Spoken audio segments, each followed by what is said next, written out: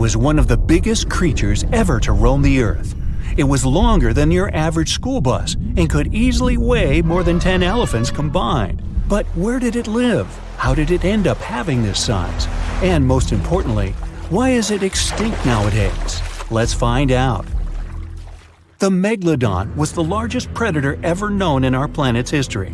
In terms of its location, the Megalodon lived practically in all waters on our globe, except near the poles. The reason why there were no Megalodon teeth found in Antarctica is probably that the gigantic creature adapted to only warm tropical and subtropical waters.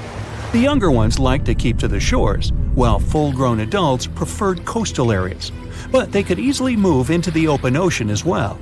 How do we know the Megalodon was so widely spread? We can only presume, based on the fact that they discovered the most northern fossils off the coast of Denmark and the most southern in New Zealand. The discussion of how the Megalodon got this size is still open in the scientific community. They recently found out that not all the specimens from this fascinating species reach the same huge size. This has to do with a little something called the Bergmann's rule, which says that the temperature of the surrounding environment affects the animal's body size because they either need to conserve or shed heat. The megalodons that reach cooler waters probably needed more body weight to make sure they survived in low temperatures. On the contrary, those living in warmer waters had to be smaller to avoid burning up. But what did this enormous fish look like? Most modern depictions show the megalodon resembling an enormous great white shark. But well, it seems it may not necessarily be correct. The Megalodon likely had a much shorter nose and a flatter jaw that looked almost squashed when compared with a great white shark. It also seems to have something in common with the modern blue shark: extra-long pectoral fins. They needed these to support their weight and size while navigating the planet's waters. Lastly, the lady megalodons, seem to have been about twice as large as the gentlemen. As for their offspring, even a small megalodon was enormous, at least 6.5 feet from nose to tail. How do we know that? Because specialists have stumbled upon megalodon nursery habitats in Panama, Maryland, the Canary Islands, and Florida. Even the piles of used diapers were enormous. Nah, not really. Surely the scariest aspect of the megalodon's looks was its mouth. I mean, think about it. Megalodon had whales for dinner, so it obviously needed to open its mouth wide enough. Scientists have estimated that its jaw would span a mind-boggling size, 9 by 11 feet wide. Just to paint you a better picture, that means it could have easily gulped down 2 adult people side by side. Wait, which 2 adults? Those impressive jaws also feature 276 teeth. Based on modern reconstructions of the force of its bite, it looks like it may have been one of the most, if not the most, powerful animals of prey ever to exist. For comparison, humans can have a bite force of around 1,300 newtons. Today, great white sharks have been estimated to be able to bite down with a force of over 18,000 newtons. The Megalodon tops all the records, with an estimated power of bite up to 10 times greater than that. It could basically crush a car with very little effort. Its teeth were also pretty amazing. Similar to sharks, the Megalodon was fast in replacing its broken or worn teeth. With 4 or 5 rows of teeth in its mouth, it basically acted like a conveyor belt, growing back damaged or missing teeth within about 48 hours. This means that an adult Megalodon probably would have grown several thousand teeth throughout its lifetime. It was nice of them to do that, though, since it's probably one of the reasons why Megalodon teeth are so common in fossil records, and we're able to study them properly. To maintain its impressive physique, the Megalodon had to eat somewhere around 2,500 pounds of food per day. Can't wrap your head around that? Well, it was the equivalent of 1.25 cows per day to survive. That's like if you had to eat 3,300 cans of tuna every day. I've used the word Megalodon a lot, but have I mentioned where it comes from? When translated from Greek, it means giant tooth. Ah, those clever Greeks. However, this giant shark's full scientific name is a bit more complicated: Carcharocles megalodon. But are these gigantic predators actually extinct? We tend to believe so, but let's be honest for a second. We've come to know more about the surface of Mars than the depths of our oceans. Like, we've only explored 15% of our oceans altogether. Who knows what may be lying out there in the deep? Maybe some ancient predators? The Mariana Trench is the deepest oceanic trench on Earth. The Challenger Deep, its deepest part, is so deep that you could dip the whole of Mount Everest in there and it would still be over a mile above the surface. That's deep. If a megalodon or two ever needed a place to crash, that would be a discreet enough location. However, the Mariana Trench is not a particularly comfy place to be in. Because it's cold and steeped in total darkness and all. The temperatures here are around 36 degrees Fahrenheit all year round. And to top it all off, the pressure is 1,000 times stronger than at sea level.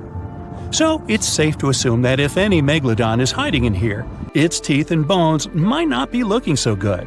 Because of the intense pressure here in the Mariana Trench, proteins and calcium start to dissolve and disintegrate.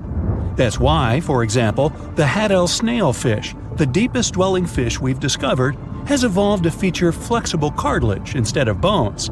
To survive here, the megalodon would also need to learn to navigate in complete darkness. That means they would have to either become luminescent or evolve to grow massive eyes like the giant squid. While it may sound like an intriguing and good idea for a movie script, most scientists don't think it's possible. Why? Well, most of them say it's because of the megalodon's size.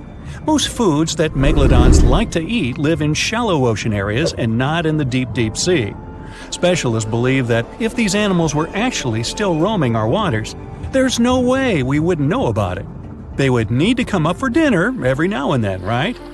Their food is also the most likely cause of why the megalodon is not alive anymore. While some specialists believe the megalodon became extinct because of a drop in the ocean water temperature, most scientists suggested that the shifting food chain dynamics may have been more to blame. Why? Because at some point, there was less and less of its primary food source, baleen whales, and at the same time, the numbers of its natural competitors, like smaller predatory sharks like the great white shark and whales, increased. The megalodon did live on this planet a lot more than we did, and way back when we didn't even exist yet. They were here for nearly 70 times longer than we, modern humans, have, inhabiting the oceans for around 20 million years. Homo sapiens appeared around 300,000 years ago. The megalodon managed to survive for so long mostly because of its unbeatable size. I mean, they can make a meal out of almost everything in the sea at the time. We may think about both of them as prehistoric creatures, but the megalodons and the dinosaurs never coexisted on Earth. The dinosaurs probably died out about 66 million years ago. Megalodons seem to have appeared a bit later. That's because the oldest megalodon fossils we have yet discovered are from the Miocene epoch, which began 23 million years ago. So long, Meg! Why can't mermaids be real? Well, firstly, they would freeze and struggle to survive in the frigid ocean waters. Brrr! Those skinny Disney types would turn into icicles.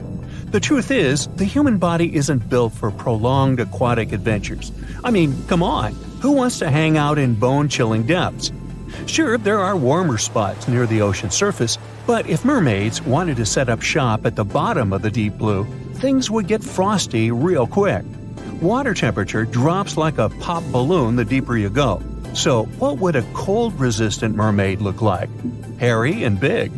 Imagine a super fuzzy aquatic mammal or an extra plump mermaid rocking the underwater fashion scene. Not exactly the image we had in mind, huh?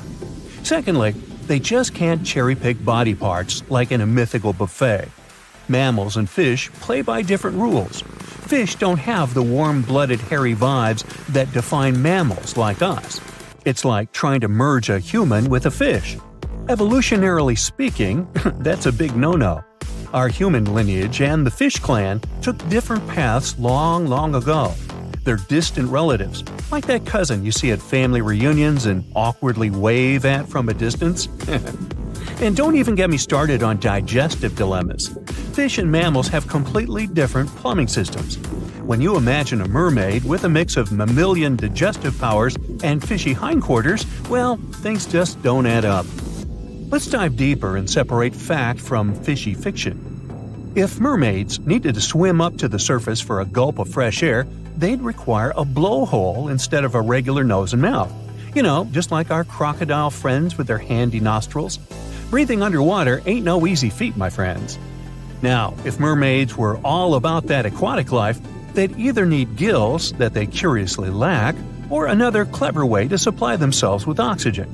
Marine mammals have evolved anatomies that allow them to survive those lengthy oceanic excursions. Human divers, on the other hand, have their lungs shrunk in size when they go deeper due to the pressure. Some whale species have special rib cages to protect their lungs during such moments. Plus, they've got that fancy myoglobin stuff in their muscles and blood, which loves to cozy up with oxygen. Mermaids would need something similar in their toolkits. Now, let's not forget about those gangly human arms and fingers that serve us so well on land. Hello, pizza time! Sadly, in the water realm, they're not ideal.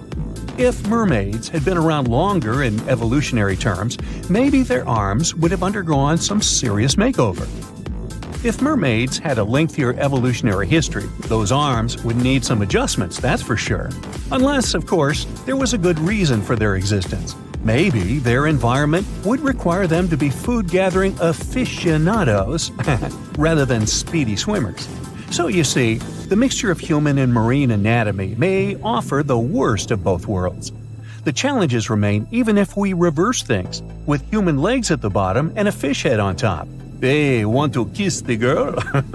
No. Gills for easy breathing? Handy indeed. Yet, what about those exposed human parts struggling to withstand the ocean's wintry charms? The Fiji mermaid was a curiosity that gained popularity in sideshows during the 19th century. It consisted of the torso and head of a juvenile monkey sewn onto the back half of a fish. This peculiar object was presented as the mummified body of a creature believed to be half mammal and half fish, resembling a mermaid.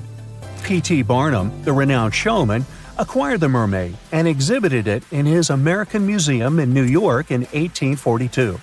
The mermaid's appearance, described by Barnum himself, departed from traditional depictions of mermaids as attractive beings. Instead, it was described as an ugly, dried-up creature frozen in a painful-looking pose. It was another hoax promoted in those times. I know, this sort of breaks the spell. But if the water is going to get dangerously cold, then realistically, mermaids would spend some time fattening up. Basically, they would look like sea lions. It all comes down to the freezing temperatures of water at some point. This made me ask, what if the ideal place for these ladies was underground caves and Arctic waters? Well, let me tell you a story. Once upon a time, mermaids discovered a wondrous secret in the deep ocean depths, where sunlight could barely reach. In this realm of imagination and possibility, they stumbled upon a hidden underground springs and caves adorned with intricate coral formations. These enchanting locations held a secret that would forever change their underwater lives.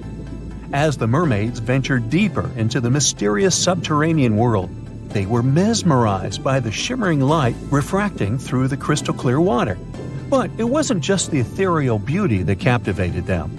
It was the realization that these hidden springs and caves offered more than just aesthetic charm. These subterranean water systems were connected to vast underground reservoirs, providing a bountiful source of fresh water. The mermaids reveled in the tranquility of this land.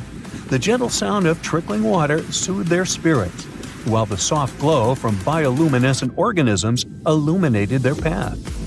News of the subterranean springs and caves spread among the mermaid community, and soon these sites became cherished gathering places. Mermaids would share stories and songs, their melodious voices echoing through the caverns, creating an atmosphere of joy and enchantment. There was another place where they could live happily, the icy Arctic and Antarctic regions, where frost and snow reigned supreme. In this realm of imagination, the mermaids had evolved to thrive in the extreme cold, defying the expectations of the underwater world. Their resilience and remarkable abilities allowed them to navigate frozen environments. In these frigid waters, the mermaids revealed their wondrous adaptation to the icy domain.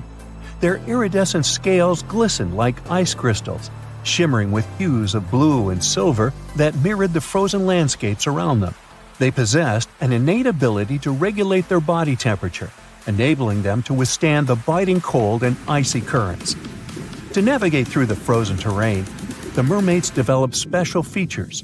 Their tails transformed, bearing a majestic combination of sleekness and strength, resembling the magnificent flukes of the Arctic whales. With each flick, they propelled themselves effortlessly through the dense icy waters, moving with a grace that mesmerized everyone who saw them. Within this frozen wonderland, the mermaids found solace and purpose. They became the guardians of these icy realms, nurturing delicate ecosystems hidden beneath the frost-covered surface. Okay, well, maybe the story is just one version of how reality could unfold, but we do have real-life mermaids in our world.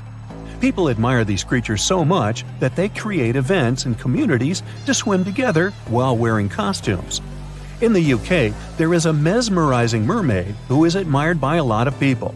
Her name is Hannah Caddick, also known as Mermaid Torva, and her tale showcases the vibrant colors of the local sea life.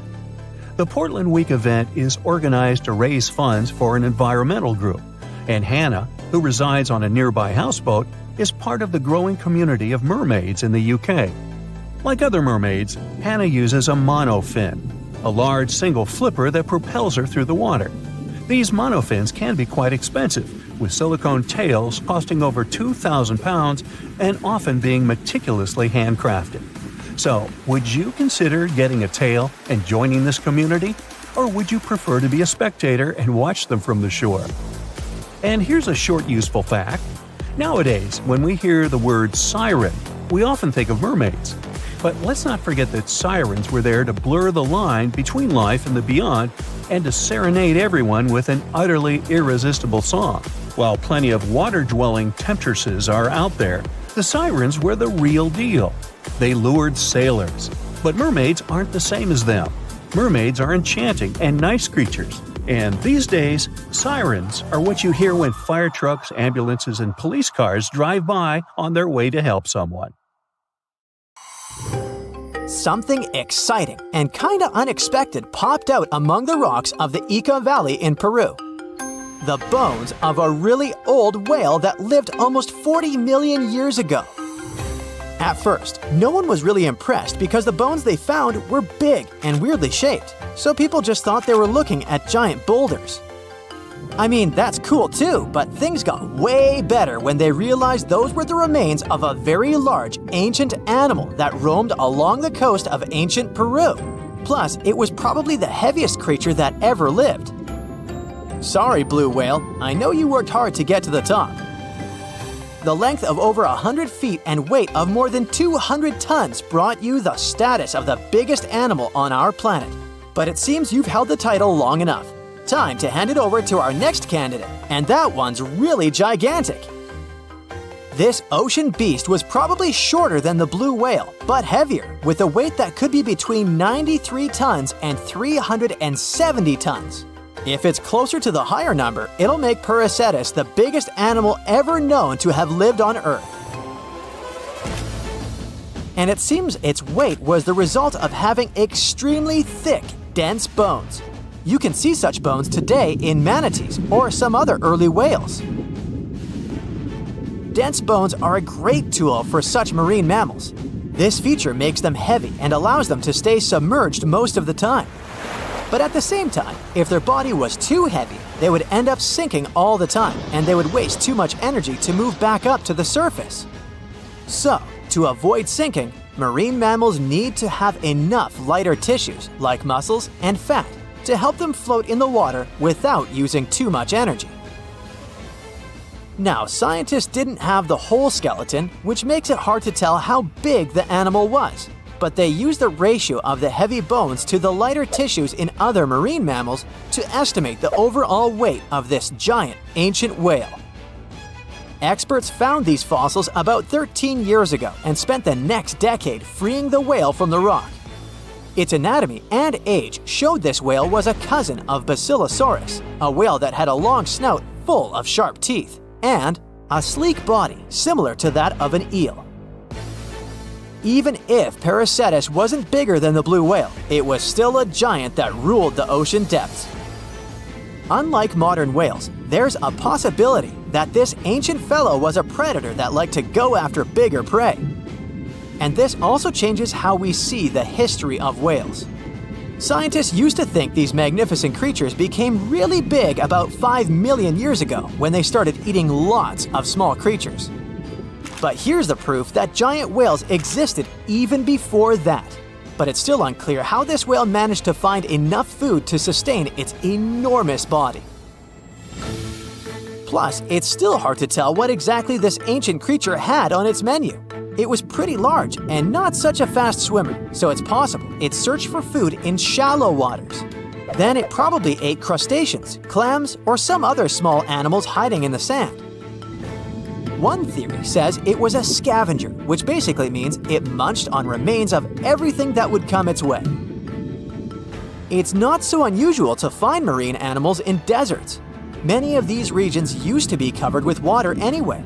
The Sahara in Africa is a perfect example. About 50 to 100 million years ago, this was not a dry desert, but a shallow saltwater body called the Trans-Saharan Seaway. The land is not wet there anymore, of course, but people who lived in that area knew about it because they used to find old shells across the desert.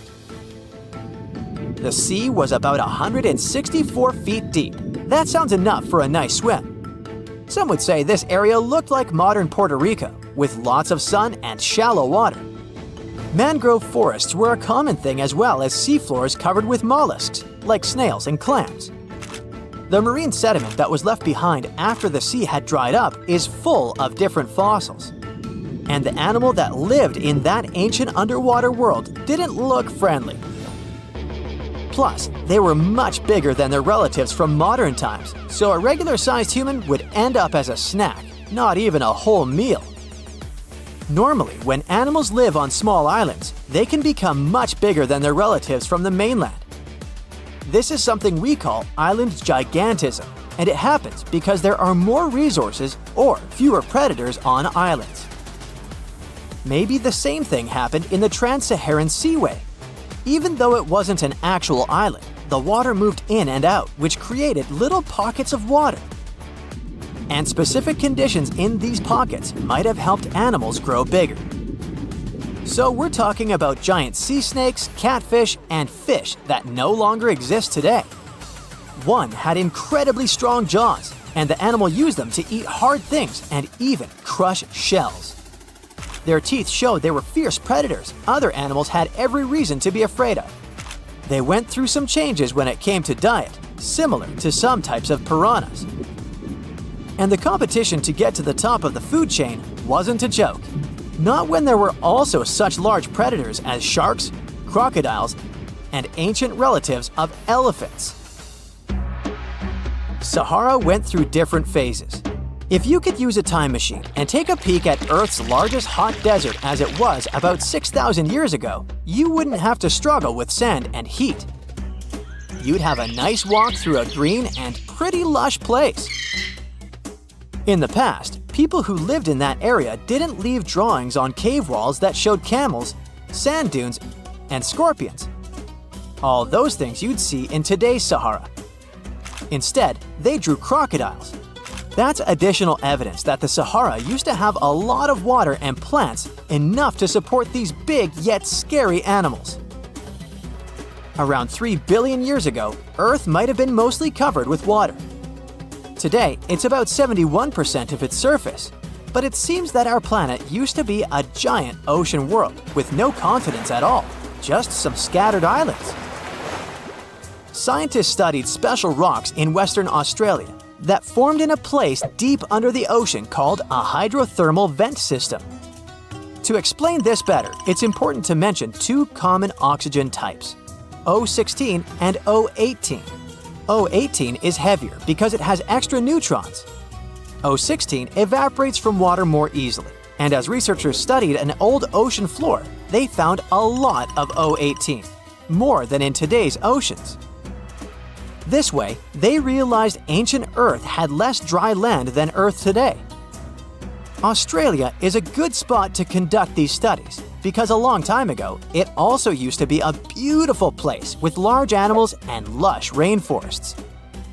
But as time went by, the land became drier and Australia had more deserts formed, such as the Great Victoria Desert. Rainforest remained only on the edges of the continent. What happens with deserts across the globe is called desertification.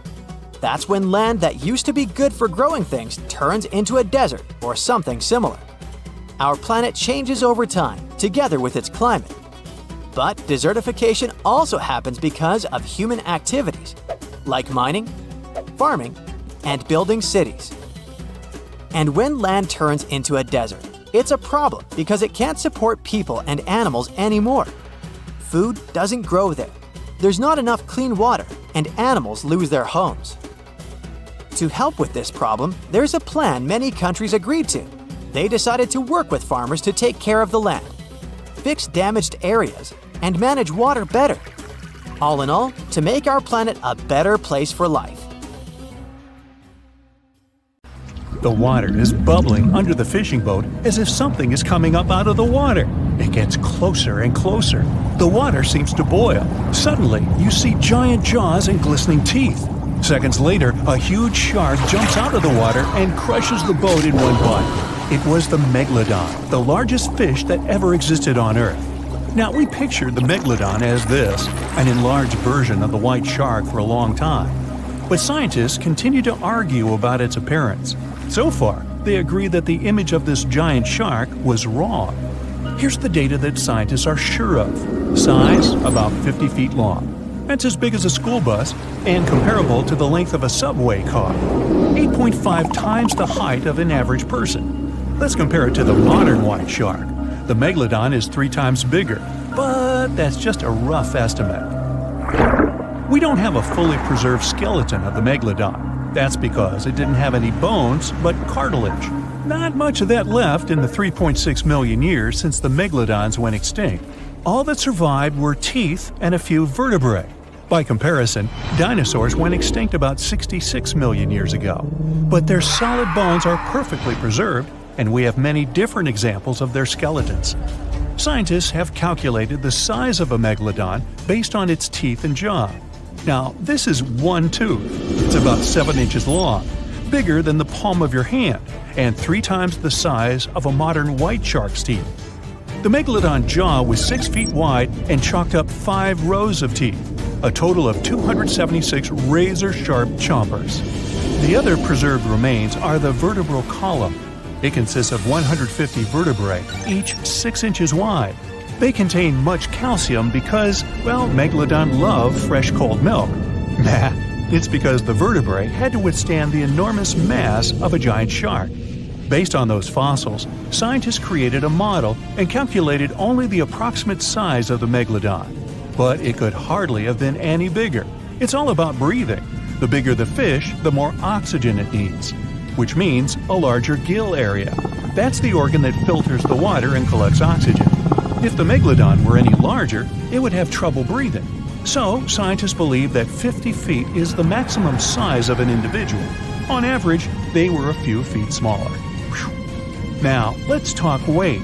On average, one Megalodon weighed about 30 to 35 tons. By comparison, a white shark weighs 1 ton, which is 30 times less. Hey, trust me. A school bus is 4 times lighter at 7.5 tons. The weight of a Megalodon can be compared to an empty Boeing 737. But the modern blue whale beats the Megalodon in size and weight. 98 feet long versus 50, almost twice as long. Blue whale's weight is about 180 tons. That's like 6 Megalodons or 6 passenger planes, or like 33 adult elephants. Hey, don't you love the comparisons? Now, about the appearance of the Megalodon. Scientists believe it didn't look like a white shark. The Megalodon belongs to a different fish family and most likely looked like a giant sand tiger shark. Flattened snout, small eyes. Its dorsal fin is moved backwards. The sand shark has 2 dorsal fins about the same size. The coloration is light brown with a white belly and may have had brown-red spots like a sand shark all over its body. We used to think of the Megalodon as something scary from the first finds of its fossils. That was back in the Renaissance era. People found some teeth in the rocks. At first, these teeth were thought to be the tongues of dragons or snakes.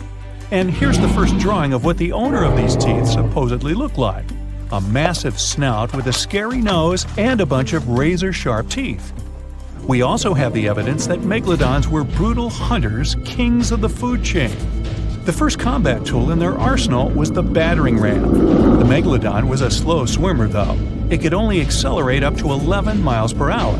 In comparison, the modern white shark can reach 35 miles per hour in a dash for its meal. The fastest human swimmer could only go 6 miles per hour. Well, good luck with that. But the megalodon had incredible mass. Though slow, its battering ram had tremendous power. The megalodon would take its prey by surprise. It had only one chance to hit it. If it missed, it would take too long for a second round. The maneuverability of the megalodon was comparable to a large truck. But if the ram was successful, the prey was stunned and couldn't move. At this point, the megalodon aimed at vulnerable spots, like the fins and tail of the prey. Scientists have found many ancient whale remains with megalodon tooth marks. It turned out that the giant shark knew where its prey's vital organs were located and could strike at them. When the prey was immobilized, the megalodon bared its teeth. An adult person could easily fit into its open jaw at full height, and according to various estimates, the bite force of the megalodon was almost 11 tons. Now imagine the weight of 3 SUVs concentrated at the tip of a sharp tooth. That's 9 times the power of the largest white shark bite, and 6 times the power of the modern record holder for biting, the saltwater crocodile. Here, look at a map of where the remains of the megalodon were found: South and North America, Europe, Asia, Australia. It was the master of all seas and was comfortable anywhere on our planet. We've even found some remains of the giant shark in freshwater sediments. Perhaps it wasn't afraid to enter rivers to hunt. Now, other scientists say that maybe the megalodon wasn't even a predator, all because of its size. It couldn't swim fast. It couldn't even make short dashes like the white shark. If prey tried to escape, the megalodon didn't rush into pursuit because it could never catch up with it. Another problem is the skeleton of the megalodon. The cartilage is weaker than the bones, so the musculature of the giant shark was not as massive and robust in the first place. The megalodon may even have been a scavenger and never got into fights. This is one of the reasons why ancient sharks became extinct. Megalodons like shallow, warm waters, with temperatures ranging from 53 degrees Fahrenheit. But over 3 million years ago, the climate turned colder. This deprived the megalodons of territories and plenty of food. The primitive whales that had been the main diet of the giant sharks began to disappear. Faster predators took the remnants of food. The megalodon started to starve. In evolution, a new player entered the field: the toothed whales, ancestors of the modern killer whales. They lived in packs and had bigger brains than the megalodon. So, over time, they started to compete with the megalodon. They took advantage of its clumsiness. A group of killer whales could easily win a competition against a giant shark. Many scientists believe this was the reason for the disappearance of the largest shark in the world. But there are theories that the megalodon is still alive and roaming the dark waters of our planet. Several Australian fishers have allegedly encountered a shark of incredible size, but no one can confirm these testimonies. Fans of this theory believe that giant sharks can hide in deep waters away from human eyes. In the Mariana Trench, for example, it's the deepest place on our planet. It's deeper than if you stuck Mount Everest in the water, and we've even found the teeth of a megalodon there. But science says that such a giant shark couldn't live in the Mariana Trench for many reasons. One, it's too cold. The megalodon was probably a cold-blooded fish, so it had to use the warmth of its environment to survive. But the water in the Mariana Trench is cold, about 40 degrees Fahrenheit. That's because the deeper down, the less sunlight gets in there. The second reason is pressure. Every 30 feet deep increases the pressure by 1 atmosphere. That is, at the depth of 100 feet, the water presses you 3 times harder than you would feel it at the surface. The weak muscles and cartilage of the megalodon wouldn't allow it to dive too deep into the Mariana Trench. And, most importantly, food. The farther from the ocean surface, the fewer living organisms. Megalodons used to eat primitive whales, ranging from 10 to 20 feet. Small fish only inhabit the Mariana Trench. A Megalodon would never be able to catch one. And, judging by its size, all the Megalodon did was eat and then look for food again. Compare its weight to that of a human. The average human should get about 2,000 calories a day with an average weight of about 180 pounds. The Megalodon weighed 470 times that and needed many more calories. So, even all the fish inhabiting the Mariana Trench could hardly feed a Megalodon for even a few days. So, all these theories, of course, are not true. But still, it's just smart to be careful out there. Know what I mean? So imagine stumbling upon a creature so huge it could dwarf even the largest known marine animals today. Scientists discovered the fossils of this beast on England's coast and believe it once ruled the waves. The new species was named Ichthyotitan severnensis, but thankfully for me, scientists nicknamed it the Little Stock Monster. Its estimated lengths range from 72 to 85 feet long, almost as big as a blue whale. Megalodon can't even compare to this. It was only about 60 feet long. And what's crazy is that this fossil we found wasn't even an adult, so who knows what their actual size was. The first piece of the Little Stock Monster was discovered in 2016 in the Westbury Formation. Researchers found a 3-foot-long jaw part that belonged to an unknown species. For years, this single fragment had been driving them crazy because they had no idea what that animal was. Then, in 2020, a miracle happened, of sorts. A father with his 11-year-old daughter found the second piece of fossil on a beach. This discovery led to more findings. Finally, in 2022, the last piece of the literal jaw puzzle was found, buried along the Somerset coast. This leviathan belonged to the Shastasaurid family. Both the Little Stock Monster and other Shastasaurids had one ancestor, so all the species in this family are super similar to each other. For example, all of them were the largest marine reptiles ever to exist. Although our Little Stock Monster is much larger, most Shastasaurids could grow up to only 69 feet long, and it's possible that the Little Stock Monster, when fully grown, would reach up to 100 feet or even more. Both of their bodies were just perfect for cruising the ancient seas. These marine titans were elegant and slender, with an elongated snout. Other marine animals at the time were smaller and looked more like dolphins. Shastasaurids had long paddle-like limbs adapted for efficient swimming. Their skulls show large eye sockets, which means they had excellent vision. If you were in the ocean, no matter what time it was or where you were hiding, they could spot you. They were also incredibly fast and could dive to great depths. Of course, all these things made them the most terrifying predators. They ate pretty much everything, including fish and squid, and you if you were there. They probably captured their prey like whales, opened their huge mouths, and literally sucked the fish in. What made the Little Stock Monster especially scary is that it wins in the jaw competition. For other Shastasaurids, their jaws were a bit weaker, so they hunted smaller fish, kind of like today's orcas. They required vast amounts of food. This shows us that the Earth's Triassic oceans had rich, productive food webs. But the Little Stock Monster has this unique feature. It could open its jaw almost 90 degrees upwards. It also had tons of powerful muscles around. Its jaws were horrifyingly strong. So while others were hunting some squids, the Little Stock Monster probably hunted large fish and even other marine reptiles. Fossils of Shastasaurids have been found everywhere in the world, from North America to Asia. This means that these creatures dominated and terrorized the oceans for millions of years, although even they weren't completely safe from scavengers. And that's exactly why we struggle to find these fossils now. Scavengers didn't leave any remnants of them. So, while we have some fossils of this marine family, they mostly remain a mystery for us. They lived in the oceans about 200 million years ago, in the late Triassic period. The Earth looked completely different back then. All continents were united in one Pangaea, a huge landmass. Some parts of this supercontinent were covered with lush conifer forests, while others were dry deserts and open prairies. It was before the famous Jurassic period, but there were already first pterosaurs and amphibians.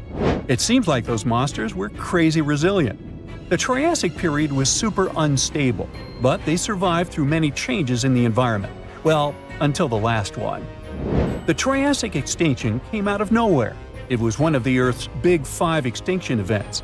It wiped out almost all species on the planet, including these leviathans. It's still not clear what happened exactly, but it looks like there was a huge tectonic activity. Volcanoes in the oceans were going crazy back then.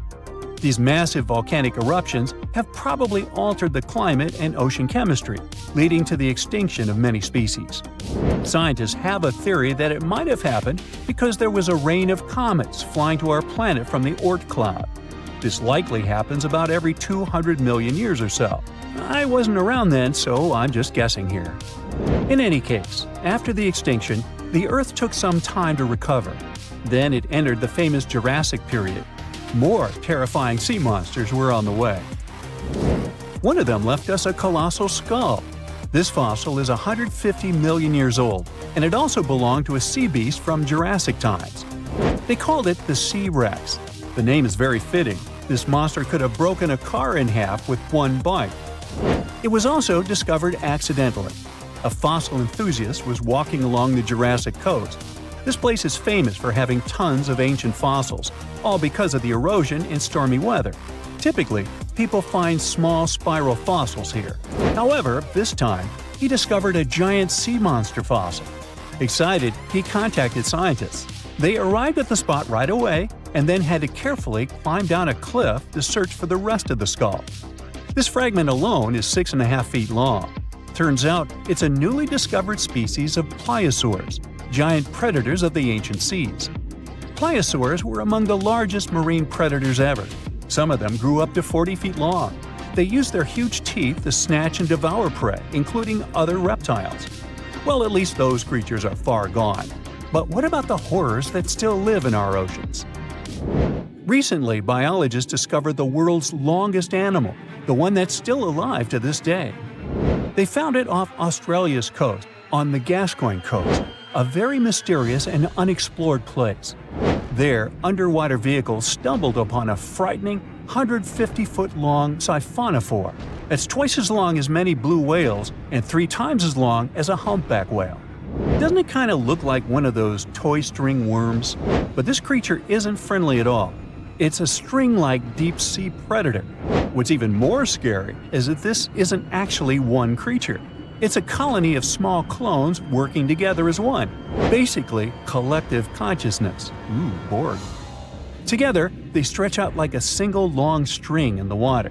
This creature might be the longest siphonophore ever found, and it was discovered at a depth of around 2,000 feet. Siphonophores, similar to jellyfish, capture their prey by dangling stinging tentacles in the water. When their tentacles touch small crustaceans and fish, they get paralyzed, and then they're reeled up to the colony's body. Expeditions to Western Australia's underwater canyons were definitely worth it. Together with that siphonophore, scientists have discovered up to 30 potential new marine species. Among them were a new octopus or squid, a long-tailed sea cucumber, glass sponges, and giant hyroids, colonies of animals resembling upside-down jellyfish. None of them have been seen before in Australia. But most of them weren't as scary as the one that was recently discovered in the Gulf of Mexico. This creature is straight out of a sci-fi thriller, a 26-foot-long mangapinna squid or bigfin squid. It was discovered near an offshore oil rig at a depth of more than 7,800 feet. It has incredibly long elastic tentacles, which can be 15 to 20 times longer than its body. It holds them at right angles to its body, making it look even creepier, almost as if it has elbows. And yes, it's another deep-sea predator. These 10 tentacles probably help the squid trap their prey and drag it onto the seafloor. We barely know anything about this extraterrestrial-looking creature because they're very hard to find and study.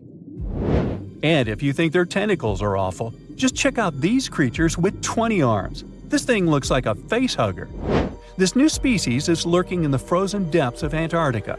Experts were searching for cryptic sea animals known as Promachocrinus, or Antarctic feather stars. They're kind of similar to starfish and sea cucumbers, but have an otherworldly appearance and can live up to 6,500 feet below the surface. It's called the Antarctic strawberry feather star. Despite its pretty name, its appearance is anything but cute. It has a bizarre strawberry-like body from which 20 spindly arms branch off. Its coloring ranges from purple to dark reddish, and the arms all have different lengths and thickness. Who knows how many more of such scary creatures we'll discover in the future? Think you know what lurks in the depths of the ocean? While nearly 95% of our oceans haven't been explored yet, it's hard not to let your imagination run wild. But thanks to brave explorers, deep-sea cameras, and awesome archaeologists, we do know about some pretty incredible sea creatures living in our waters today, and millions of years ago. From the 9-foot spider crab to the 60-foot prehistoric Megalodon, these sea dwellers come in all shapes and sizes. But let's focus on sea creatures famous for their huge size. Can you guess which living species of whale is the largest? Well, it's not the orca, but that's a good guess. The orca is a toothed whale that can grow to anywhere from 23 feet to 32 feet, which is slightly smaller than a school bus. How about the narwhal? Nope, they're not the biggest either. These unicorns of the sea live mainly in Arctic waters and only grow 13 feet to 20 feet in length, and that's including their 9-foot tusk. Tired of guessing? Okay, I give in. The largest whale that still exists today is the blue whale. At a jaw-dropping 82 feet to 105 feet, the blue whale is not only the biggest whale we know of, but is currently the largest animal to have ever lived on Earth. Seriously. These animals are bigger than a T-Rex, and even the prehistoric Megalodon.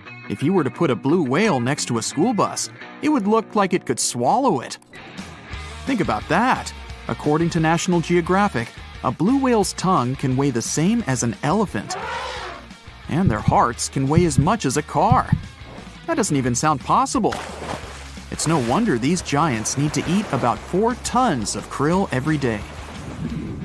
While there aren't too many animals living today that can compete with the blue whale's epic proportions, there is an entirely different species that is a good contender, and it's not quite what you would expect.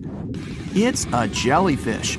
No, I'm not talking about the little jellyfish that wash up on the shore and ruin a perfectly good day at the beach. I'm referring to the lion's mane jellyfish, the biggest jellyfish around. This invertebrate can grow up to 120 feet long.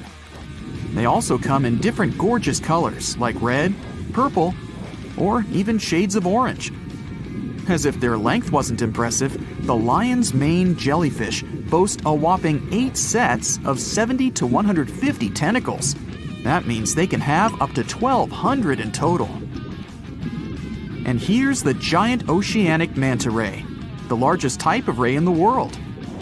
Their wingspan can be longer than a bus.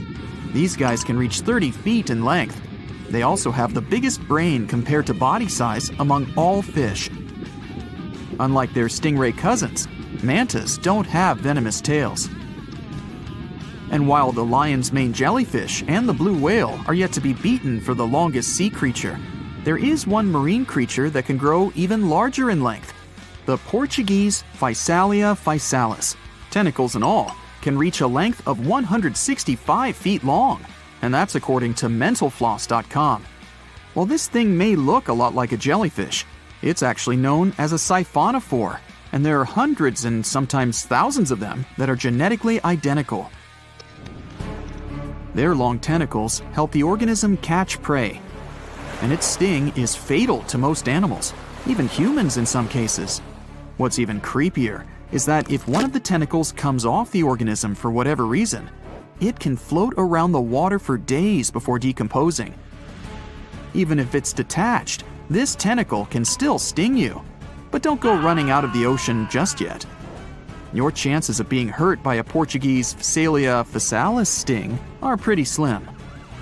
However, if you do get stung, the side effects aren't pretty, with welts, stomach cramps, an elevated heart rate, and an upset stomach. While you don't want to go anywhere near these long creatures, they sure are pretty to look at. Check out all those colors. The Shastasaurus is the biggest marine reptile that has ever existed. These predators lived during the late Triassic period, about 210 million years ago. These amazing giants could reach lengths of up to 69 feet and weighed more than 75 tons. This made the Shastosaurus as heavy as a blue whale. And if you could stand this creature up vertically, it'd be as tall as a 7-story building. Despite appearances, the Shastosaurus was actually pretty slim for its size. Its ribcage was only 6 feet across. You'd think that this big guy was chowing down on other dinosaurs, but that's not the case at all. This reptile survived on a diet that consisted of small fish and cephalopods, like octopuses and squids. The Albertonectes is a bright representative of the plesiosaur family, meaning that this marine reptile had a small head on an incredibly long neck and large flipper-like limbs that helped it move through the water. These creatures occupied the seas around North America 76 to 70 million years ago.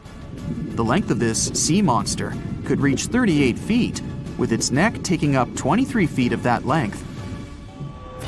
Its neck was a true record breaker.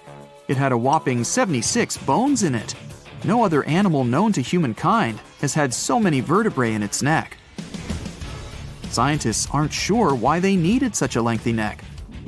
They might have used it to collect shellfish off the seabed, or perhaps it helped them capture their main prey, fish and squids.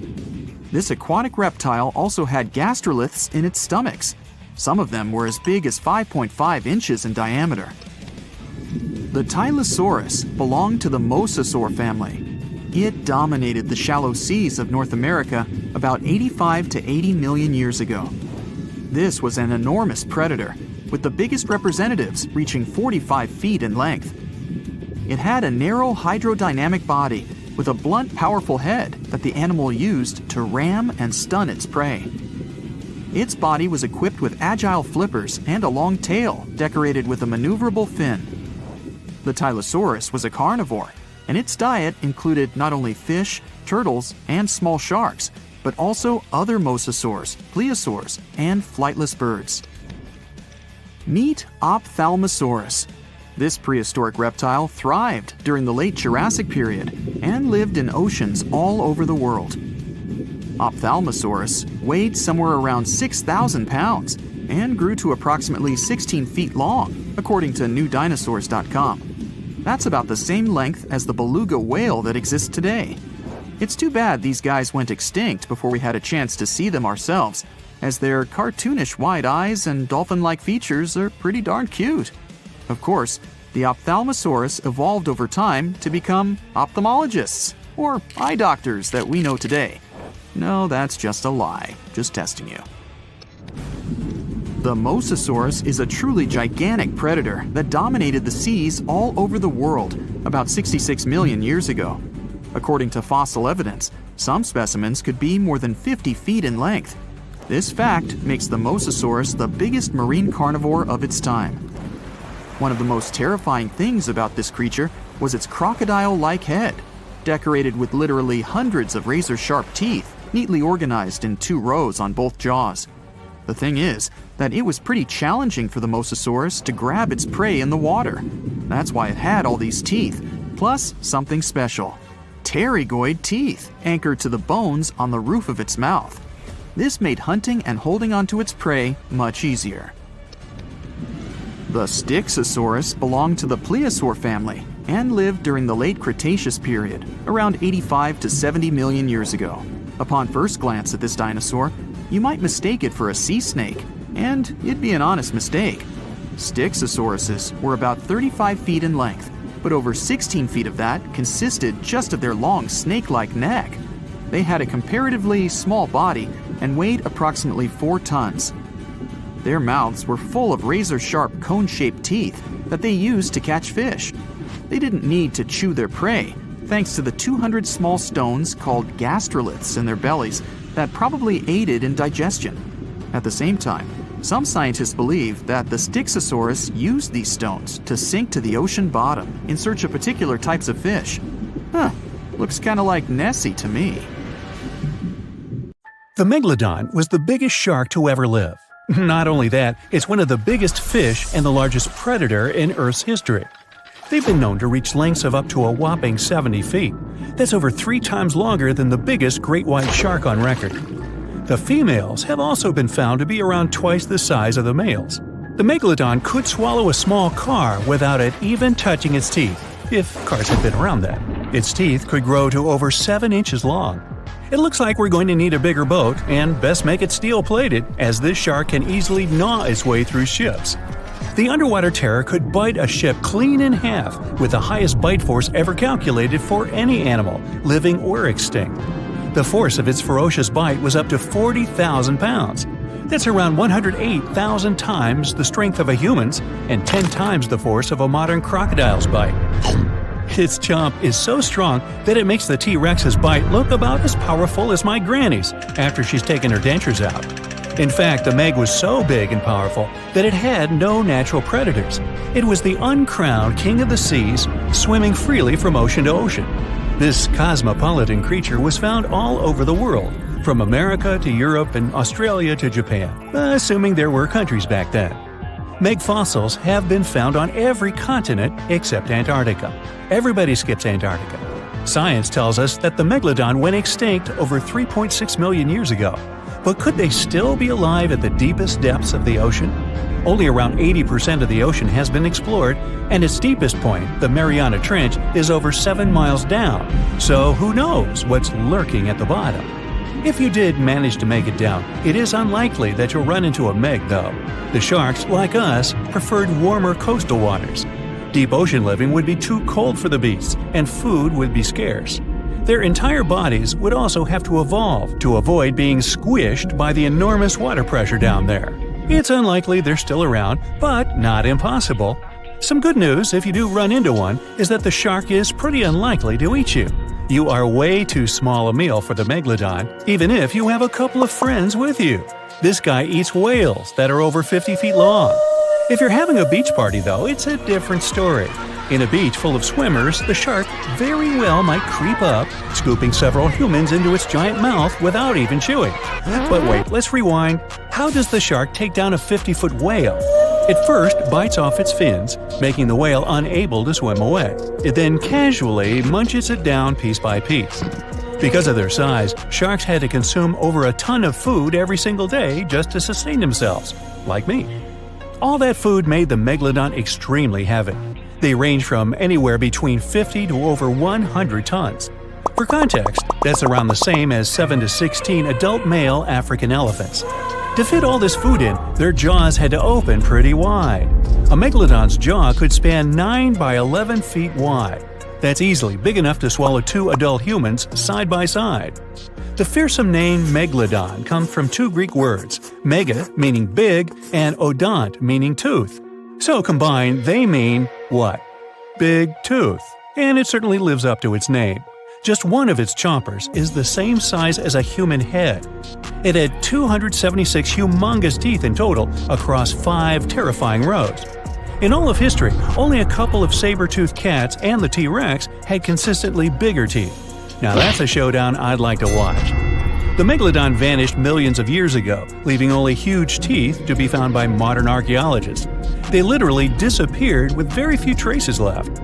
Scientists believe that, over time, sea levels dropped and the ocean temperatures went down rapidly. Over a third of all marine life was wiped out as the oceans cooled, and a number of animals at the bottom of the food chain plummeted. This had a catastrophic effect on the hungry predators at the top. Sorry guys. It became way too cold for these sun-loving sharks too, which made it difficult for them to reproduce since they gave birth in warm waters. The Megalodon is usually described as a sort of giant great white shark, but this is just a common myth. In fact, the ancestors of today's great white existed at the same time as the Meg. But they weren't best buddies, and were even in competition with each other. The great white shark was a better hunter, using its smaller size and agility to snap up the Meg's prey quickly. They were also known to eat Meg pups, who were only half their size. This didn't help the whole extinction thing. Even infant Megalodons were huge, coming in at just under 7 feet. While a great white was no match for an adult Meg in a head-to-head fight, they sure weren't scared of stealing their food. This only left the bigger fish and whales for the meg, but its food supplies began to run out as the whales swam to the cooler new seas. The whales adapted to prefer the colder temperatures, leaving our friend the meg behind. The megalodons either starved or were frozen into extinction by the Ice Age. Rather than a great white, the megalodon is more like a modern bull shark. It had a short snout, flat lower jaw, and huge pectoral fins to support its massive weight and size. As scary as they are, these sharks were actually caring family guys. Several megalodon nursery areas have been discovered in Florida, Maryland, and Panama. They gave birth to their young in shallow water environments. We know this from discovering loads of tiny megalodon teeth found in these areas. Gee, I wonder if they had nannies too. But how come there are so many megalodon teeth out there for us to analyze? Well, due to their messy, aggressive eating habits, sharks regularly lose their teeth. They lose a set of teeth every 1 to 2 weeks. That's 40,000 teeth in a lifetime. They must rake in a fortune from the tooth fairy. Because of this, their teeth were continuously raining down to the ocean floor. Luckily for us, they're also the hardest part of a shark skeleton, which is why so many teeth have survived and become fossilized. It's fair to say that the first discoveries of the meg's teeth confused people. Early discoverers thought the meg's teeth were petrified tongues of ancient serpent creatures. They even used to call them tongue stones. It's also a common myth that the megalodon was around at the same time as the dinosaurs, although this would have been pretty cool. The dinosaurs were wiped out around 66 million years ago, but the megalodons came much later. The oldest meg fossil is only around 23 million years old, but it's tricky to pinpoint the exact date. After all, calendars weren't invented yet. They became extinct way before humans even evolved. The earliest Homo sapiens, which is a fancy name for the first humans, emerged about 2.5 million years ago. But what if the megalodon shark didn't go extinct? Whale populations have dropped drastically since these guys were last around, so there'd be way fewer whales for them to chomp down on. Whales have also gotten a lot smarter and learned new defensive moves, making them way harder to take down. It's estimated that they ate around 12 tons of food each day. If they were still around and eating that much, they'd be forced to eat smaller fish, and there'd be barely enough big fish for us humans to survive on. The naughty megalodons would also be able to track fishing boats and steal the fish that they worked hard to collect. It's safe to say we'd see a lot less fish in the aisles of your neighborhood supermarket. As our ocean temperatures are heating up again, the sharks would also thrive and reproduce faster than ever. There'd be more and more of these giant eating machines in the water, reducing our fish supply even more. It would also cause massive problems for cargo ships and cruising vessels. Imagine coming into contact with one of these bad boys while you're sunbathing on the deck. Even beachgoers would be hard hit. Megalodons give birth in shallow waters, so many of our favorite beaches would quickly become dangerous shark nursing grounds. Hey, where did that beach volleyball game go? They were playing just a moment ago. In the past 30 years, scientists have made an incredible discovery of a new creature living deep beneath the surface of the ocean. And the name of the creature is the harp sponge. Now, if you're wondering why it took so long to come across this animal, then I might have the answer. These creatures typically hang out at a depth of roughly 11,100 feet beneath the ocean's waves. The sponge species was first discovered off the coast of California thanks to a robot that was sturdy enough to explore those crazy depths the ocean has to offer. This is no doubt an area of the planet where even the most benign-looking creatures can be potentially dangerous. But even scientists were surprised to find that this creature was more than just a sponge. Now, this might seem obvious, but the harp sponge got its name because its basic structure, referred to as a vein, is the same shape as a harp. Each vein is made up of a horizontal branch supporting several parallel vertical branches. But don't let the harp sponge's fanciful and amusing appearance or its non-intimidating name fool you. Yeah, the harp sponge is very much a deep-sea hunter. It has a unique ability to capture and envelop small animals using its rhizoids, short, thin fibers. With their help, the harp sponge clings on to the soft, muddy bottom and catches tiny creatures that get swept into its branches by deep-sea currents. Uh-oh. Other sponge creatures often feed by pulling bacteria and bits of organic matter from the seawater and filtering them through their bodies. But not our harp sponge. Instead, it snatches its future meal with minuscule barbed hooks that cover each of the harp sponge's branches. Now, harp sponges prefer tiny crustaceans like crabs, crayfish, shrimps, and prawns. Once the harp sponge has one of them in its clutches, it envelops the animal in a thin membrane before slowly beginning to digest it. So, pal, what's eating you? Oh, Harpo? Too bad. Researchers believe that harp sponges use this method of feeding because there aren't enough nutrients that deep down. This makes traditional filter feeding less effective. Research has shown that the creature is still in the process of evolving. Early harp sponges, researchers found, only had 2 veins, but later, scientists discovered other harp sponges that had 6 veins. The harp sponge might have evolved this elaborate candle holder-like structure to increase its surface area. In general, harp sponges typically grow up to a length of 1 foot, but researchers have seen a creature that was 2 feet in length. The harp sponge is not only very unusual, but also beautiful to look at. See those tiny white balls on top of the branches? Now, why don't we look at some other creatures that live below the photic zone of Earth's oceans? The photic zone means the area beneath the ocean's surface that still receives some sunlight. Thanks to this, there are loads of different creatures and organisms living there. Any animal living beyond this layer qualifies as a deep-sea creature. The Tomopterus worm is a segmented worm you can find in the twilight zone of the ocean. This is the area that lies between 650 and 3,300 feet beneath the surface. These creatures are often no more than 1 inch long, but the largest of them can grow up to 1 foot. While swimming around and feeding, these worms do what researchers describe as an amazing smooth dance. That's because the creatures can swim extremely quickly and maneuver at tight angles with ease. Now, I know most people hear the word worm and think of the common earthworm, so it's quite interesting to know there's a deep-sea worm out there that never leaves the water during its entire life. Similarly, most of us try to avoid jellyfish that either rest on the sand or sit on top of the ocean waves. This isn't the case with a chrysota jelly. That's a deep-sea creature too. This beautiful jellyfish is mostly ruby red, bright orange, or electric purple. That's what helped researchers realize they had found a new species of jellyfish. The creature grows to a maximum size of 1 inch across. It has tentacles that stretch out in every direction. Now, if you come close to this jellyfish, it'll pull all these tentacles in toward its body before rapidly swimming away to avoid danger. Yes, you are dangerous. The chrysota jelly is extremely rare. You won't see it very often. You might need to borrow that deep-sea diving robot I mentioned earlier. While worms and jellyfish might seem quite harmless, this isn't the case with the Pacific viperfish. Ooh. This creature is equipped with a noticeably big mouth, like me, and the needle-like teeth inside are key to its hunting strategy. Pacific viperfish live at around 5,000 feet below the ocean surface, but they're among those numerous marine animals that migrate each night from the ocean depths toward shallower waters to dine. What's on the menu for dinner tonight? Lots of small fish and shrimp.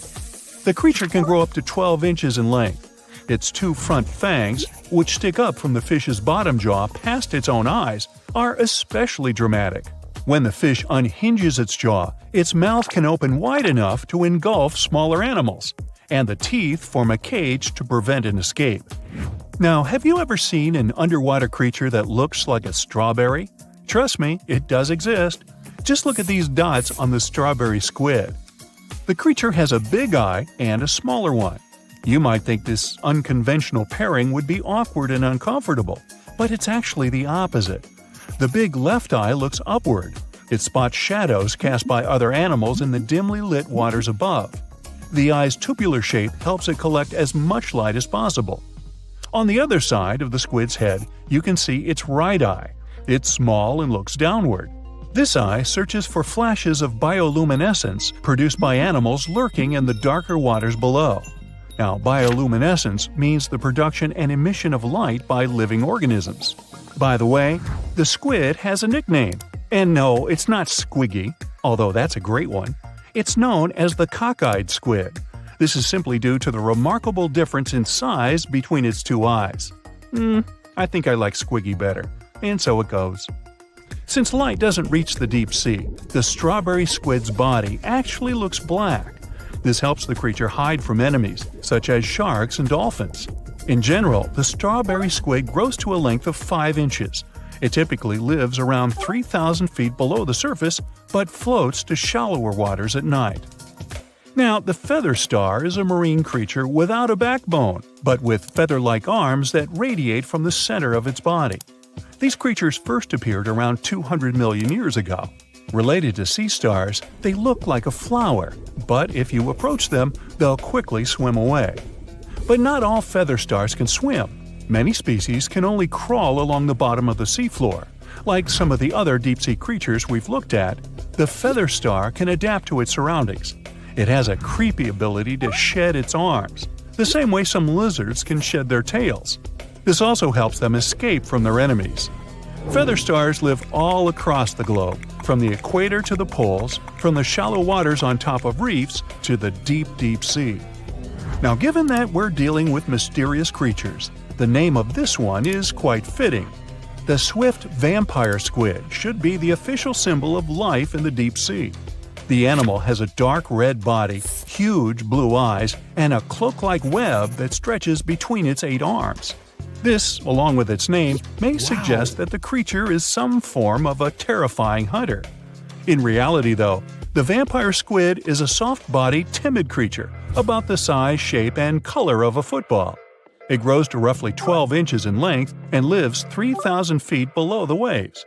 There's almost no oxygen there, but also relatively few predators. Whew, I think I'll need to decompress from this one.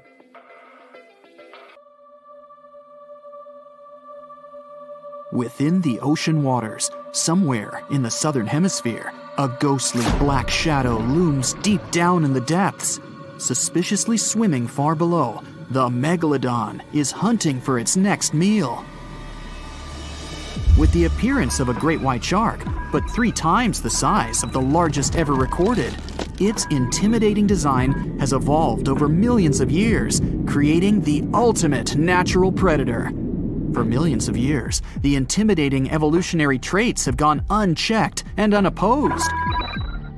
With its keen senses, it detects its prey within 3 miles.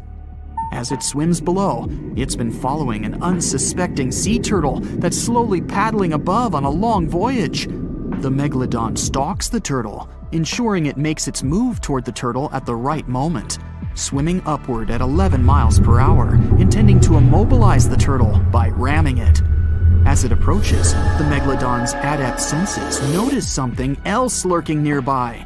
Pausing its pursuit of the turtle, it adjusts and turns to face another, much larger object. The Megalodon may be the largest marine predator to have ever lived on Earth, rightfully feared by all creatures within these waters, but not today.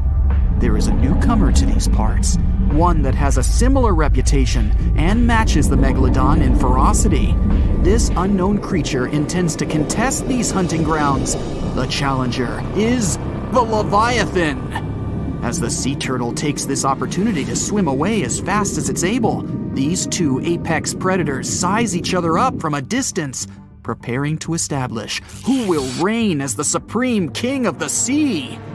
The Megalodon dominated the ocean sometime between 3 to 23 million years ago, spreading to all corners of the globe, within seas surrounding Europe, Africa, the Americas, and Australia. Its focus is mainly on offshore areas where prey would be prominent, hunting sea turtles, whales, seals, dolphins, and other sharks. Its range was long, traveling between coastal and oceanic waters throughout different stages of its life cycle. Given that the territory they cover grows with each year they live, and the wide range of prey available to them, the Megalodon's size can reach up to 67 feet in length. Armed with thick and robust teeth made for grabbing their prey and biting through bone, they have a 41,000-pound bite force, which is almost 4 times stronger than that of a T-Rex. Their tactics include ambushing their prey from below while ramming them into submission. With larger prey, they aim to disable them by biting at the fins, and once immobilized, biting through their chest. Their jaw is made up of around 276 frightening serrated edged teeth that are 7 inches long and jagged at the sides. The Megalodon's competitor, the Leviathan, is armed with 22 large teeth of its own that come in various sizes, some up to 12 inches long. All are capable of piercing through its target. Excluding tusks in comparison, these are among the largest teeth that have ever existed on any known animal. Although it hasn't reached an overall equivalent size to the Megalodon, its length is equally impressive, as it's capable of growing as large as 57 feet long. Mainly living within the southern hemisphere, they've only been around for a short while, existing from 9 to 10 million years ago. Although it hunts similar prey to the Megalodon, it has a different strategic method of hunting, chasing its prey, tiring it out to the point of exhaustion, and then finishing it off by ramming it with its head and then biting it. It also has a more adaptive trait in its arsenal, its much larger brain. Being a warm-blooded mammal, it possesses superior intelligence, ensuring quicker thinking, with the ability to change its tactics at crucial moments. The Megalodon acts on sheer instinct, and that has worked consistently for the past few million years. But will it work now?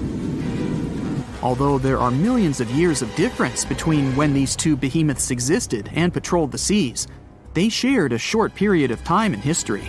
But when they did overlap one another's territory, they created some of the most epic conflicts that have ever been had on Earth. This Megalodon's turf has never been in contention until now. As the Leviathan approaches, observing the much larger Megalodon, it's hesitant to make the first move, as generally, anything that it has come across before attempts to escape immediately, causing a chase to begin. The Megalodon, however, never flees. The Megalodon's instincts ensure it will act overconfident, and, as expected, it makes the first move. It swims at full speed, gliding through the water, aiming to ram the Leviathan. The Leviathan has no other choice but to do the same, rather than turning to flee and leaving itself unprotected. The two aquatic giants slice through the water on their way to meet fin to fin. The Megalodon is puzzled that its foe is not turning tail to swim away, but it continues, as it has no reason to doubt victory from this tried and true tactic that has never failed before. As the Megalodon approaches, it quickly turns to swim downward. It's faster and more agile than its opponent. It maneuvers below, gaining some distance. The Leviathan moves much slower and is unable to turn in time as the Megalodon veers upward and rams it on its soft underbelly, attempting to force it into submission. There is little effect due to its size, and the Leviathan continues to turn, but it's far too slow as it attempts to bite with a desperate hope to grasp its attacker with its powerful jaws. The Megalodon easily swims away from its toothy trap, quickly retaliating by taking aim at the tail and fins, chipping away at little pieces as it bites, then quickly retreats, continuing this routine over and over, trying to disable the Leviathan's defenses. This tactic is effective, but it's taxing on the Megalodon as it's running out of energy. Still, it pushes hard to try and finish the hunt, using all the energy at its disposal, expecting that the struggle will not go on much longer. The Leviathan is outmatched. The speed of its combatant is far superior, and the constant chipping away at the fins and tail is becoming too costly. Upon realizing its abilities are surpassed and that it's helpless to resist the constant array of attacks, it attempts to swim away, maneuvering as it flees, desperately trying to obtain some distance from its aggressor. The Megalodon follows the Leviathan during its attempted escape, realizing this is a prime opportunity to finish the job. The Leviathan swipes its large tail as it swims, trying to repel any further attacks from the Megalodon. It hits the Megalodon and stops it in its path with every advance. As the Leviathan continues to swim away, it sustains energy with ease. The Megalodon, on the other hand, is quickly running out. The Leviathan's strategy is working as it continues to swim at a relaxed pace. The Megalodon eventually runs out of energy, unable to continue at the same pace, but its instinctual arrogance won't let go.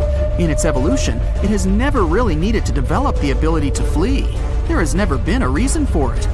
Over millions of years, it's never been outmatched, but that is all changing now.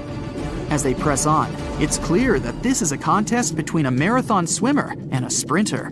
The Leviathan continues to conserve its energy wisely, while the Megalodon, starved of energy, continues to pursue, becoming slower with every flick of its tail, to the point that it's unable to maintain the chase. Upon realizing its foe is exhausted, the Leviathan turns toward the Megalodon. Now, with dominant speed and maneuverability, it spreads its massive jaws, grasping the Megalodon's spine, ending the struggle and ensuring its victory. The challenger, the Leviathan, is a novice in comparison to the ancient Megalodon, but thanks to evolution, it ensured its eventual victory. This guaranteed its reign as the top predator, and arguably the greatest predator to have existed on Earth. Unfortunately, it would only be a short reign. No, there wouldn't be a larger or more superior foe to take the mantle. The world would begin to change. The Earth would soon go through a cooling trend, which would cause the main prey of the Leviathan to go extinct. And without a food source to sustain this hulking beast, it was unable to continue. But this led to other similar predatory animals taking its place. The killer whale, sharing similar characteristics, eventually replaced its predecessor. The Megalodon would then retake the mantle by default due to the absence of its victor. Continuing with its prior successful strategy and broader food source, it ensured its prolonged survival. But as the seas cooled even further and became much shallower worldwide, it became more difficult for the Megalodon to reproduce. The suitable shallow areas that were necessary for nurseries quickly disappeared, and without these, the Megalodon too eventually went extinct. And just like its former opponent, other smaller sharks were able to adapt to these changes in the shallower waters, ensuring a more diverse pool of predators to dominate the seas. So, you're diving in the Atlantic Ocean, and suddenly you realize you haven't seen anyone else around for a while. You come up to the surface and your boat's gone. No! In the distance, you can see an ocean buoy you can climb onto. You scramble to safety and look out at the open ocean around you. There's nothing but blue in every direction, except something large moving in the water grabs your attention. A dorsal fin breaks through the surface. It's all over! It's a great big shit. Wait a minute. It just rolled onto its side. Oh, it's not a shark at all. You just encountered the heaviest bonefish in the world, the sunfish. It can grow up to 14 feet long, and it lives deep down in the ocean. What you're seeing is the sunfish surfacing. Some people call it the mola mola. It mostly dines on jellyfish and can dive down anywhere from 600 to 2,600 feet. It's not sunbathing or anything, it's letting seabirds eat any little bugs that try to get away with a free ride. A delicious meal, I'm sure. Yeah. The sunfish is so large and heavy, it's extremely difficult for scientists to study it, especially when it swims down so deep. The mola mola, just like the jellyfish, is not even a fish. It's a plankton. It's kind of a laid-back creature that drifts with the current rather than swimming against it like normal fish. The sheep's head fish lives around the Gulf of Mexico and off the West Atlantic. It lives quite far down from the surface, and I hope it stays down there. Its teeth help snag its favorite food, shellfish. While it may look scary at first, the sheep's head fish is a regular at fish markets and some restaurants if you're game to try it. I know I wouldn't eat anything with teeth that looked like mine. The world's most misunderstood fish also happens to look like the saddest. The blobfish lives deep down off the coasts of Australia and New Zealand. It's considered one of the strangest creatures ever caught, and for good reason. This fish just isn't made for the surface. It looks like a melting pile of goo, with a frown. One thing we know about deep-sea fish is that we don't know anything about what really goes on down there. So, you make it to dry land and you hear a deep grumbling sound coming from the muddy sand nearby. Some strange eel-like animals are moving around. They might be cute, but picking one up might be a big mistake. They might mistake your finger for a nice mid-afternoon snack. The giant mud skipper lives throughout Southeast Asia and surprisingly can outrun a human if needed for a little while at least. They love muddy water, so they mostly hang out near shorelines. What makes these fish unique is that they spend most of their time out of the water. Although they only grow to about 1 foot long, they can jump about 2 feet. The walking trees of the Amazon are one of the biggest secrets of the forest. You head over there. These trees aren't walking around with legs like you or me, but they're still able to move about 60 feet every year or two. What happens is that new roots search for sunlight while the old roots leave the soil, one root in front of the other.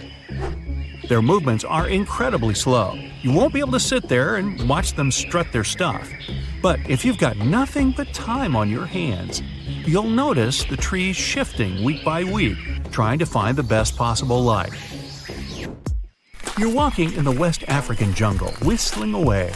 You pick up a small stick to get rid of some spider webs in your path. It's all good until you realize that stick is tickling your hand and bending. Lucky for you, you just picked up a giant African millipede. They grow to about 1 foot long, so they kind of look like a small snake. That tickling you feel is their 250 legs wiggling around. These millipedes are part of the same family as crabs and spiders, but they only really eat plants and fallen leaves. You pop over to Nevada for a nice walk. Hey, why not? It's way too hot, so you decide to jump into that nice pool of water you just found. The only problem? This place is way off limits, and swimming definitely isn't allowed. Why? Because of what could be the rarest fish in the world, the pupfish. They only grow about 1 inch long, and they only live here. They're precious and protected fish, so read the signs and don't even think about going swimming anywhere near them. The pupfish's backyard pool has another claim to fame. It's an earthquake indicator.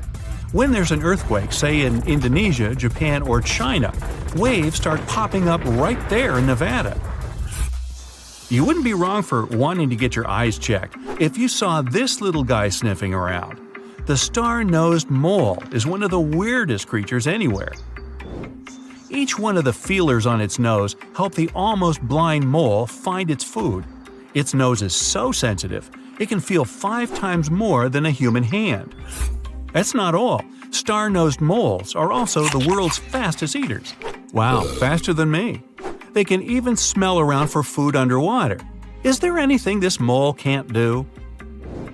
Tardigrades, or as they're sometimes called, water bears, are one of the most interesting creatures on the planet, and also the craziest. These microscopic animals are the toughest creatures on Earth. How tough, you ask? Well, you can find them in the deepest parts of the ocean, high up on mountaintops, in volcanoes, rainforests, and even Antarctica. They're also the first animals to survive exposure to outer space. They can sleep for thousands of years without any food or water, and then get up and walk it off like it was nothing. The water bear could rule the planet, if only it was a little bigger. The blue glaucus looks something like out of a sci-fi movie. But no, this little animal is the weird uncle of the sea slug family, and you definitely don't want to pick it up. It blends perfectly into the ocean waves as it floats on the surface. The glaucus's bright shade of blue helps it melt into its background, but that's not what makes it special. Its sting is quite potent and not very pleasant, but the glaucus doesn't even produce its own venom. It just steals it off of other venomous water creatures. Not bad for something that's only 1 inch long. How about a delicious coconut? You need to regroup after seeing so many weird animals. Luckily, a coconut just fell from that tree, although something else fell as well. It seems like this coconut's already got an owner. Coconut crabs find coconuts on the floor and rip off that hairy brown stuff that's all over them. Then they grab the coconut with a claw and climb up a tree. From there, they chuck it down to the ground to open it up. So the crab's up there and its lunch is down on the ground. No problem. Coconut crabs love to jump from trees and can land unharmed from a 15-foot fall. This is one crab you wouldn't want to try to catch with your hands. The coconut crab's claw is the strongest of all crustaceans. If it can bust through a coconut, yeah. By now, you've seen your share of crazy, but no one is prepared for the hagfish. This fish looks like an eel, but with one extra superpower: slime. Less than a teaspoon of slime, when combined with water, can multiply up to 10,000 times. Once the hagfish oozes out its slime, nothing can get close. And what if some of the slime gets in its own nose? It learned to sneeze it out. They're also boneless and made entirely out of cartilage. Last one for today, introducing the purple frog. Not a very exciting name, I know. The purple frog is a strange-looking frog species. It looks like it just ate way too much, and it's got a nose like no other. What makes this creature even stranger is that it lives underground, and I don't mean just for a short while. The purple frog only comes out of its hole for 2 weeks a year. It mainly eats termites it finds underground, so why would it bother coming up to the surface at all?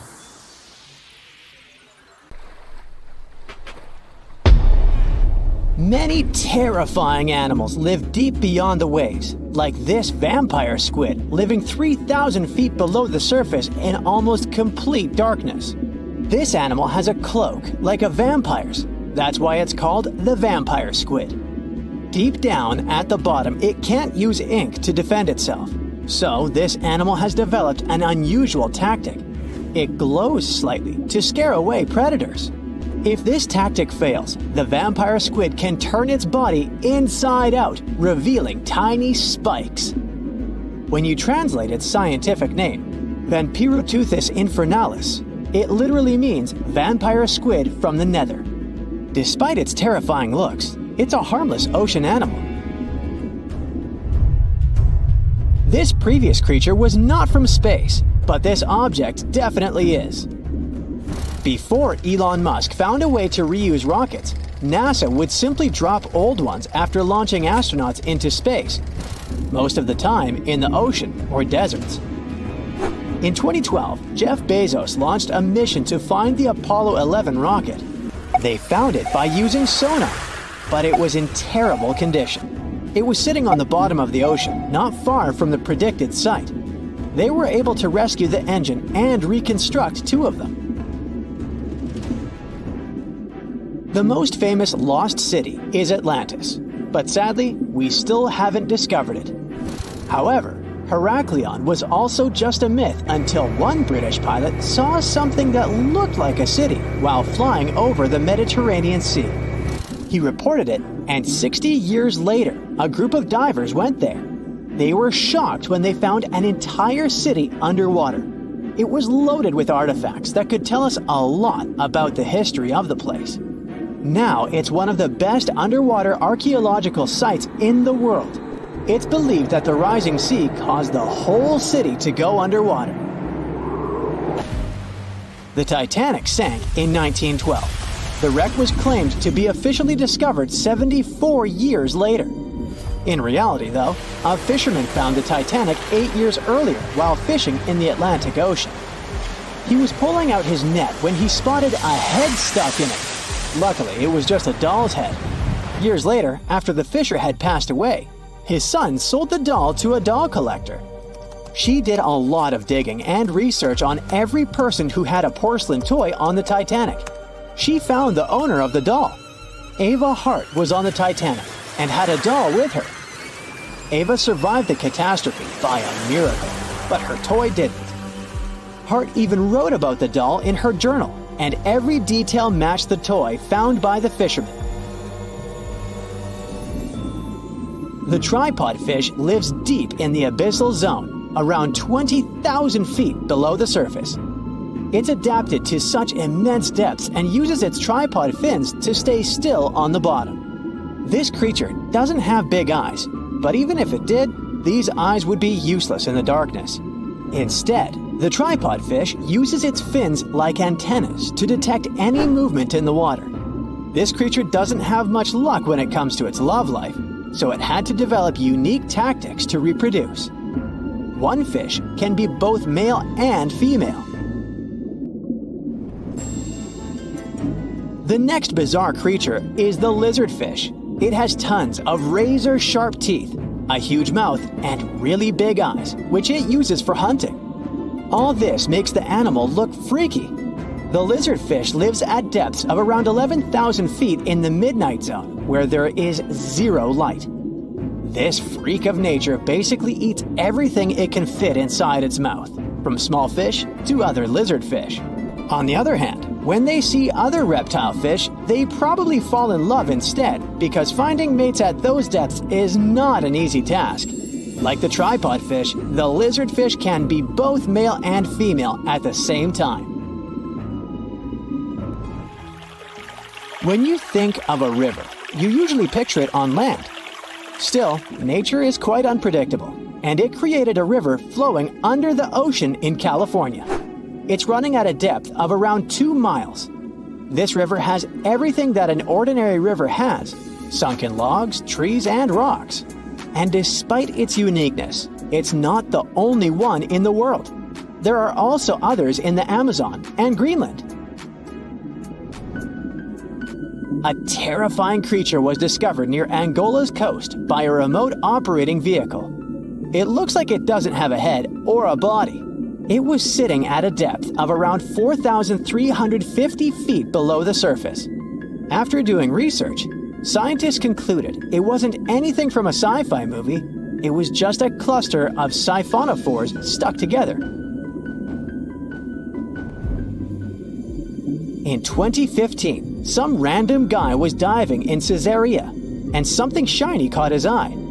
He reached out, grabbed it, and realized it was a gold coin. After that, he examined the bottom and found out that there were many more. He reported the incident to the local authorities, and they concluded that he had found Arabic treasure. The coins were made of solid 24-karat gold and were a few thousand years old. But due to the perfect salinity and temperature, they looked brand new. The coins belonged to a ship carrying cargo. It was caught up in a storm and unfortunately sank. One of the weirdest things ever discovered was found in the Baltic Sea. It's an anomaly that looks as if it was created by a different civilization. It was discovered by Swedish researchers, and they basically had no idea what it was. They had to ask tons of other scientists for their opinions. When you look at this formation from above, it's 200 feet long and looks exactly like a fallen spaceship. It's hard to believe that it's a natural formation, but spoiler alert, it's totally made by nature because the Baltic Sea has gone through many erosions throughout history. Most likely, the bizarre formation is the result of these processes. A group of divers in Madagascar were shocked when they found this 7-foot monstrosity of a knife on the seafloor. The speculation started immediately, and many said that the knife was from some giants that had fought megalodons and lived on Earth thousands and thousands of years ago. That could make a nice story, but the knife is most likely a movie prop that was lost at sea. One of the ocean's most bizarre animals is the frilled shark. It's believed that this fish is the reason for all those sea serpent stories that sea explorers of the past wrote about. These animals live pretty deep in the ocean, but sometimes they can be seen in shallow waters. It's super rare, but possible. The frilled shark has a big mouth sporting around 300 teeth. It also has a long body that looks like a lizard's, and it is truly a unique species of shark. Its prey can be half of its size because this shark's stomach is like that of a snake, and it can swallow huge fish or crustaceans. Spotting a few worms in your garden is no big deal, but after seeing a 26-foot-long one in the ocean, you will make your wetsuit a little wetter. This worm is super rare, and it's completely harmless to humans. It's actually not a giant worm. It's a cluster of zooids that are stuck together in a worm-shaped formation. They usually only eat plankton, bacteria, and other tiny things that can be found in the ocean. Probably the scariest thing in the ocean that is 100% real is the magna pinna, which can be found at crazy depths of 20,000 feet below the surface. This monster looks like an underwater Slender Man, but it's just a squid with really long tentacles that can reach a terrifying size of 8 feet. This guy has only been seen a few times, and basically, we don't know much about this creature so far. Imagine descending to the depth of the ocean. It's getting darker and darker, and suddenly you see something shocking. The remains of a mysterious creature. You've never seen anything like that before. It actually happened in 2017. An oil and gas industry worker filmed a video and sent it to researcher Deborah Hatswell. Ultimately, the video ended up on the internet. It was recorded at a depth of about 2,700 feet during an investigation conducted by a remote-operated vehicle. At one point during the examination, the submarine came across the remains measuring almost 98 feet in length.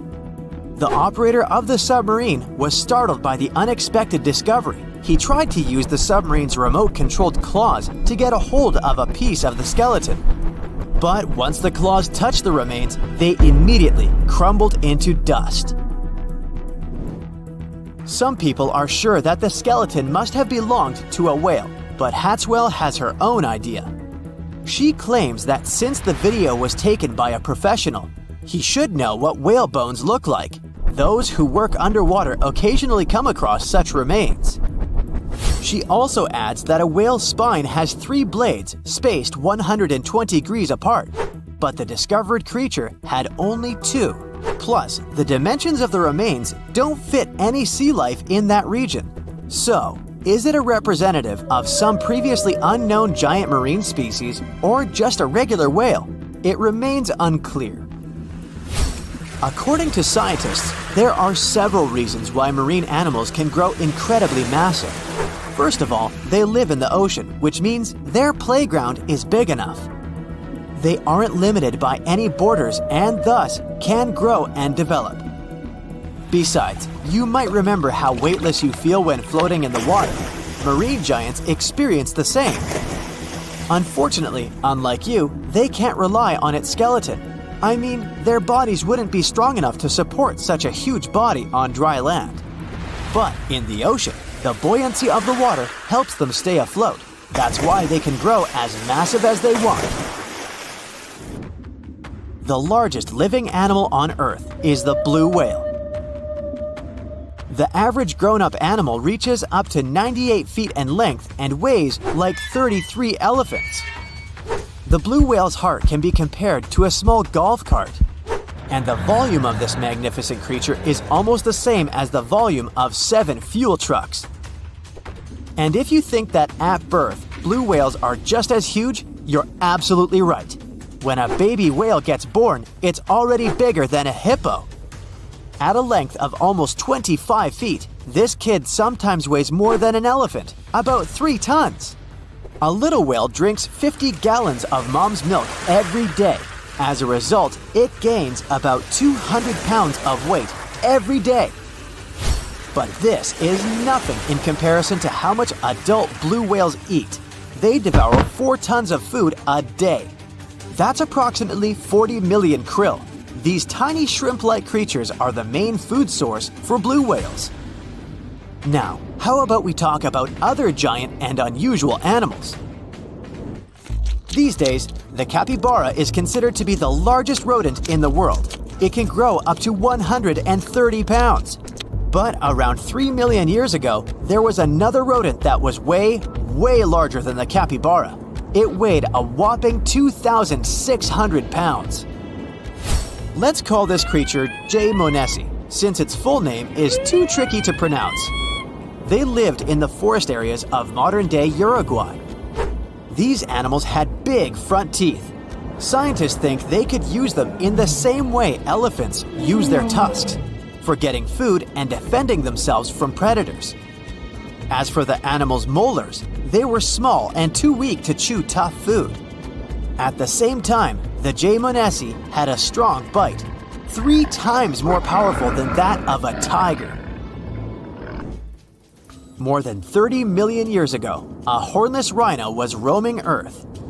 This giant weighed more than 4 grown-up modern elephants, about 30 tons. Even though it reached a height of 18 feet, the animal had a small skull. but its long limbs allowed it to eat branches and leaves off pretty tall trees.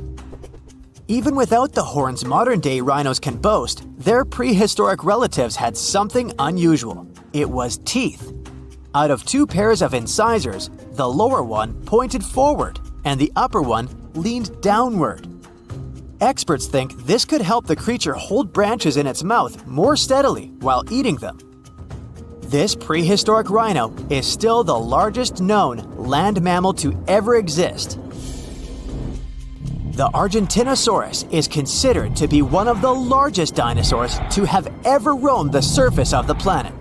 This creature was discovered in 1987 in Argentina, hence the name.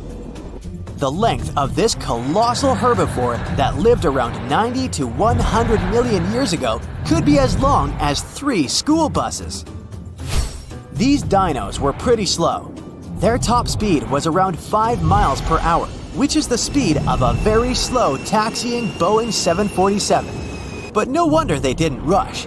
Imagine carrying such a huge weight every day.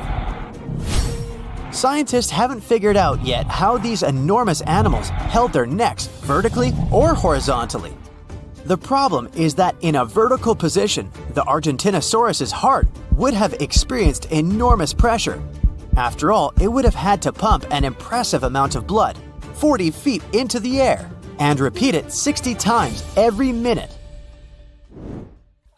The green anaconda is one of the largest snakes on the planet, considering its length-to-weight ratio. The average specimen might not be the world's longest, but the snake's enormous girth makes it twice as heavy as other huge reptiles.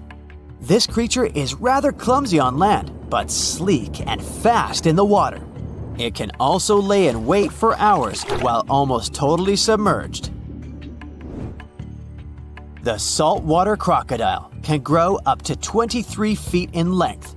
It's the most massive modern reptile. The largest males can weigh as much as a small hippo. Females are usually twice smaller. These super predators have the most powerful bite among reptiles. They hunt by hiding near rivers and waiting for animals to come to drink water. They also don't hesitate to strike people. The largest living organism on dry land might be a particular honey fungus which grows in the Blue Mountains in Oregon. It spreads over an area equal to 1,700 soccer fields, and although it may sound incredible, the fungus can be from 2,400 to 8,650 years old. The only part of this huge thing you can accidentally spot is small brownish mushrooms on the ground. But even if you take a usual mushroom, what you see is only 10% of the whole deal. The biggest part is hidden from your eyes underground. But while ordinary mushrooms feed on plants and fallen leaves, the honey fungus is much more dangerous. It's very harmful to the trees growing nearby. The fungus attaches itself to tree roots and feeds off of them. Unfortunately, this process damages trees, slowly and irreversibly. And if you have doubts about whether this fungus colony can be considered an individual organism, don't worry, it passes the test. It perfectly fits the definition because the fungus consists of genetically identical cells which communicate, coordinate themselves, and share a common purpose. According to rough estimates, the weight of the Oregonian humongous fungus may reach 441 tons. That's much heavier than the blue whale. But even if some animal isn't the largest in the world, it doesn't mean it can't surprise you. For example, a 1-inch long subtropical shrimp disorients its prey with a sonic boom. As loud as a sonic boom once produced by the supersonic plane Concorde. This sound stuns the prey, and the shrimp can catch it without too much effort. You're sitting in a soft chair at home and watching TV. Click, another reality show. Click, an action movie you've seen so many times. Click, a nature documentary. Boring. Click, click, click. The remote stopped working. Great. You open the back lid to change the batteries, and a random thought occurs to you. How did they come up with these batteries, you think? With the help of the fish, a voice from the TV answers you. You look at the screen. The host of the wildlife show talks about electric eels. how they generate electricity, why they don't hurt themselves with it, and how they help to create batteries. Okay, they got your attention. Make yourself comfortable and enjoy. We fly to South America. Here our exciting adventure through the tropical jungle begins. We need to go along the Amazon and find a small pond or stream that branches from the river. This is where our shocking little heroes live. You pull a fishing rod out of your backpack and throw the line into the water. Very soon, the fish should take the bait. By the way, an electric eel is not an eel at all. It's a fish, and it's closer to the carp or catfish family. The line is wiggling.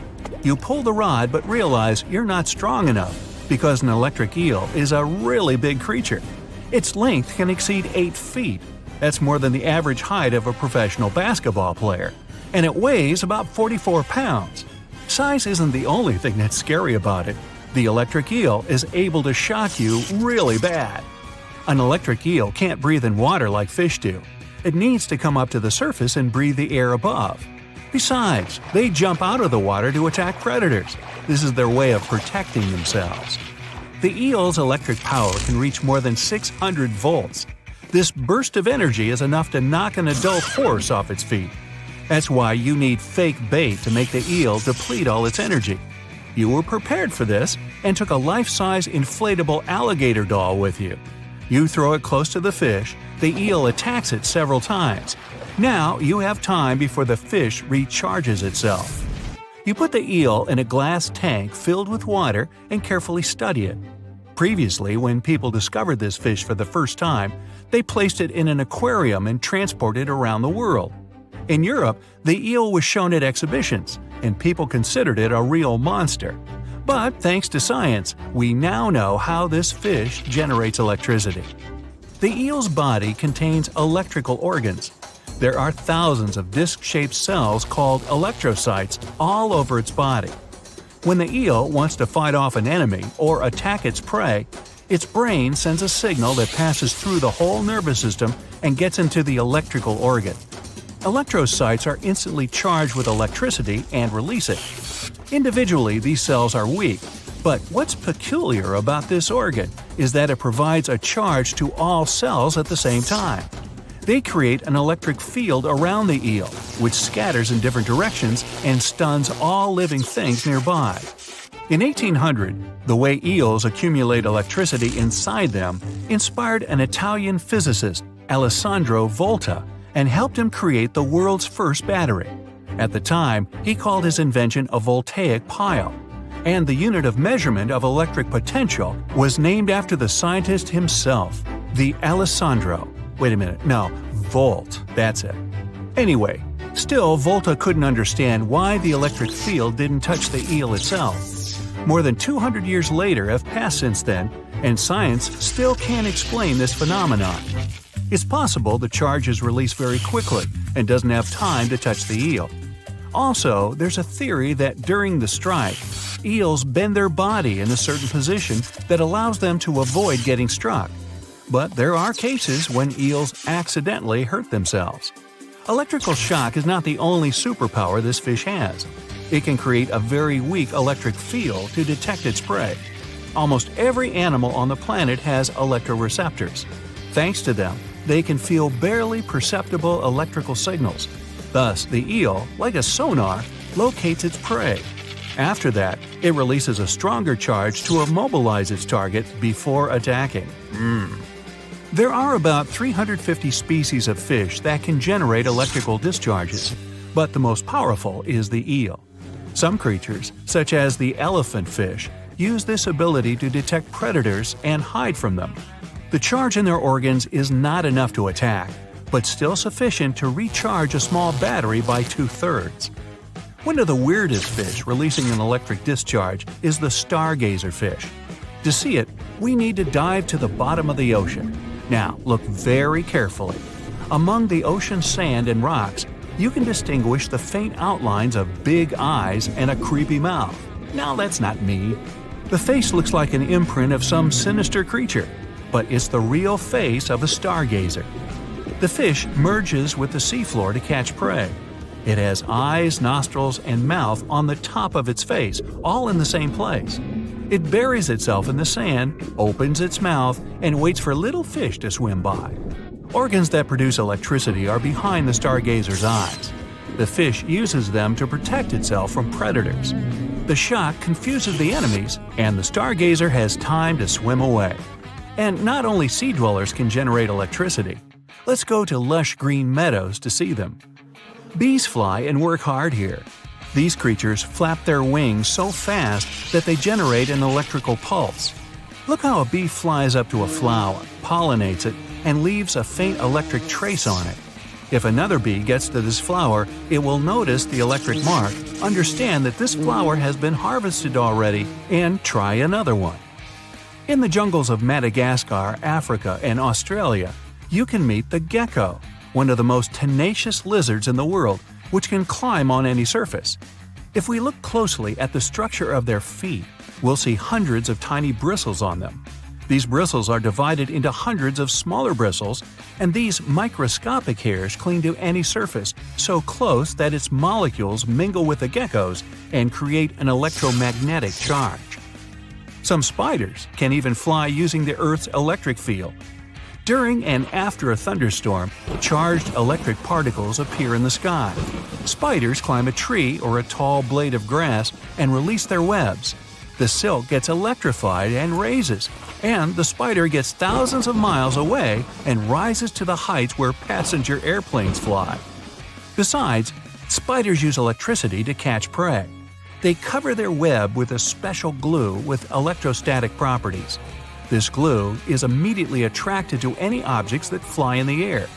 Thanks to this ability, the prey is very easily entangled and gets stuck inside the silk. The oriental hornet has pigments that work just like solar panels do.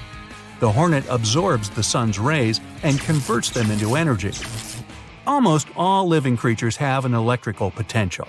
You, watching this video, holding a cup of tea in your hands, or talking to someone. This all happens because your brain sends a signal to your nervous system, and this signal is electrical. You go to the gym, lift heavy dumbbells, squat with a barbell, and all your muscles are contracted with the help of an electric charge. This energy is present in almost all cells. The only question is why some animals have a stronger charge, while others have a weaker one. Evolution is the answer. In the water, where visibility and audibility are bad, and where it's impossible to hide from predators or find prey, living creatures received electrosites for navigation, protection, and communication. Wow! Wasn't that information shocking? There are plenty of fish in the sea. Some of them look totally like Nemo or Dory. Then there's the butterfly fish and fancy guppy, which is indeed really fancy. And then there's… What on earth is that? I would definitely not pay for a diving experience to see this guy. The anglerfish has the unofficial title of the ugliest animal in the world, but I wouldn't dare to break that news to it. There are more than 200 species of anglerfish currently swimming somewhere in the gloomy depths of the Atlantic and Antarctic oceans, up to a mile below the surface. Some of them prefer different living conditions, the shallow tropical environments.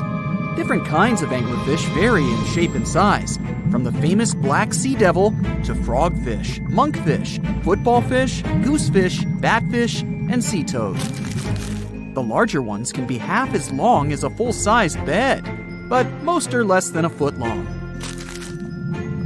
Since the choice of meals where these guys live isn't that huge, they had to come up with a unique hunting strategy. They don't waste their priceless life energy on following prospective prey. Instead, they use a piece of dorsal spine that sticks above their mouths like a fishing pole, hence the name of the fish. There's a sac of bioluminescent bacteria that glows brightly in the dark at the end of that rod. The light lures prey, and all the anglerfish has to do is wait, and then enjoy its lunch delivered right to its mouth. Their bodies are pliable and huge, so they can easily swallow prey twice their size. Deep-sea anglerfish eat whatever they can find. Species that live in more shallow water aren't picky either, and can eat anything from shrimp to snails and small fish. Only female anglerfish have the cool fishing rod feature though, so So what about their males? Finding a soulmate deep under the sea isn't that easy. I mean, literally, there's no light down there.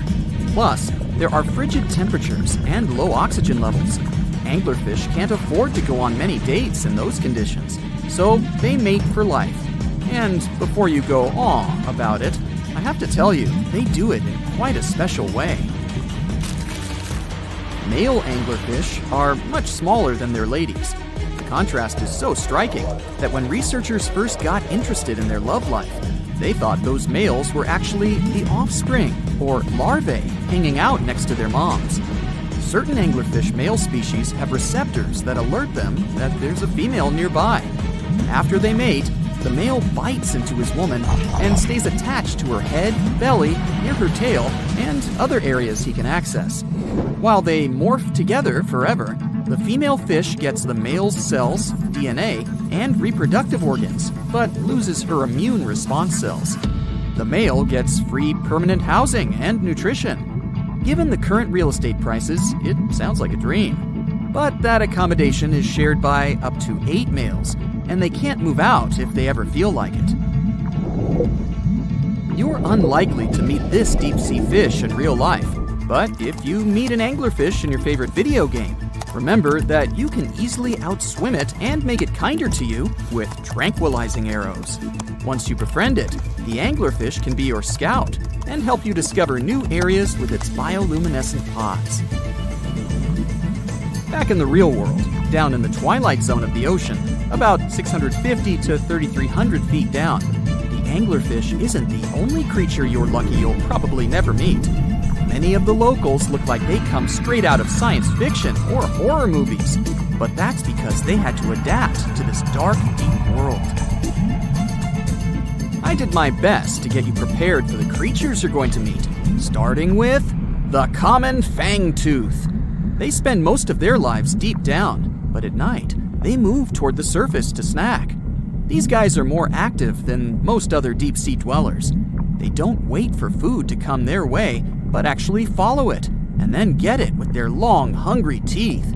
They don't have a built-in light bulb like the anglerfish, so they've developed a great sense of smell and use as much sunlight as they can get there in the depth to get around. Sometimes, even the shadow of a passing by prospective prey is enough for them to switch to action mode. And though they don't look too charming, they're completely harmless to humans if you ever run into one of these guys. Stoplight Loosejaw sounds like a great name for an alternative band, but it's actually another deep-sea resident with sneaky hunting habits.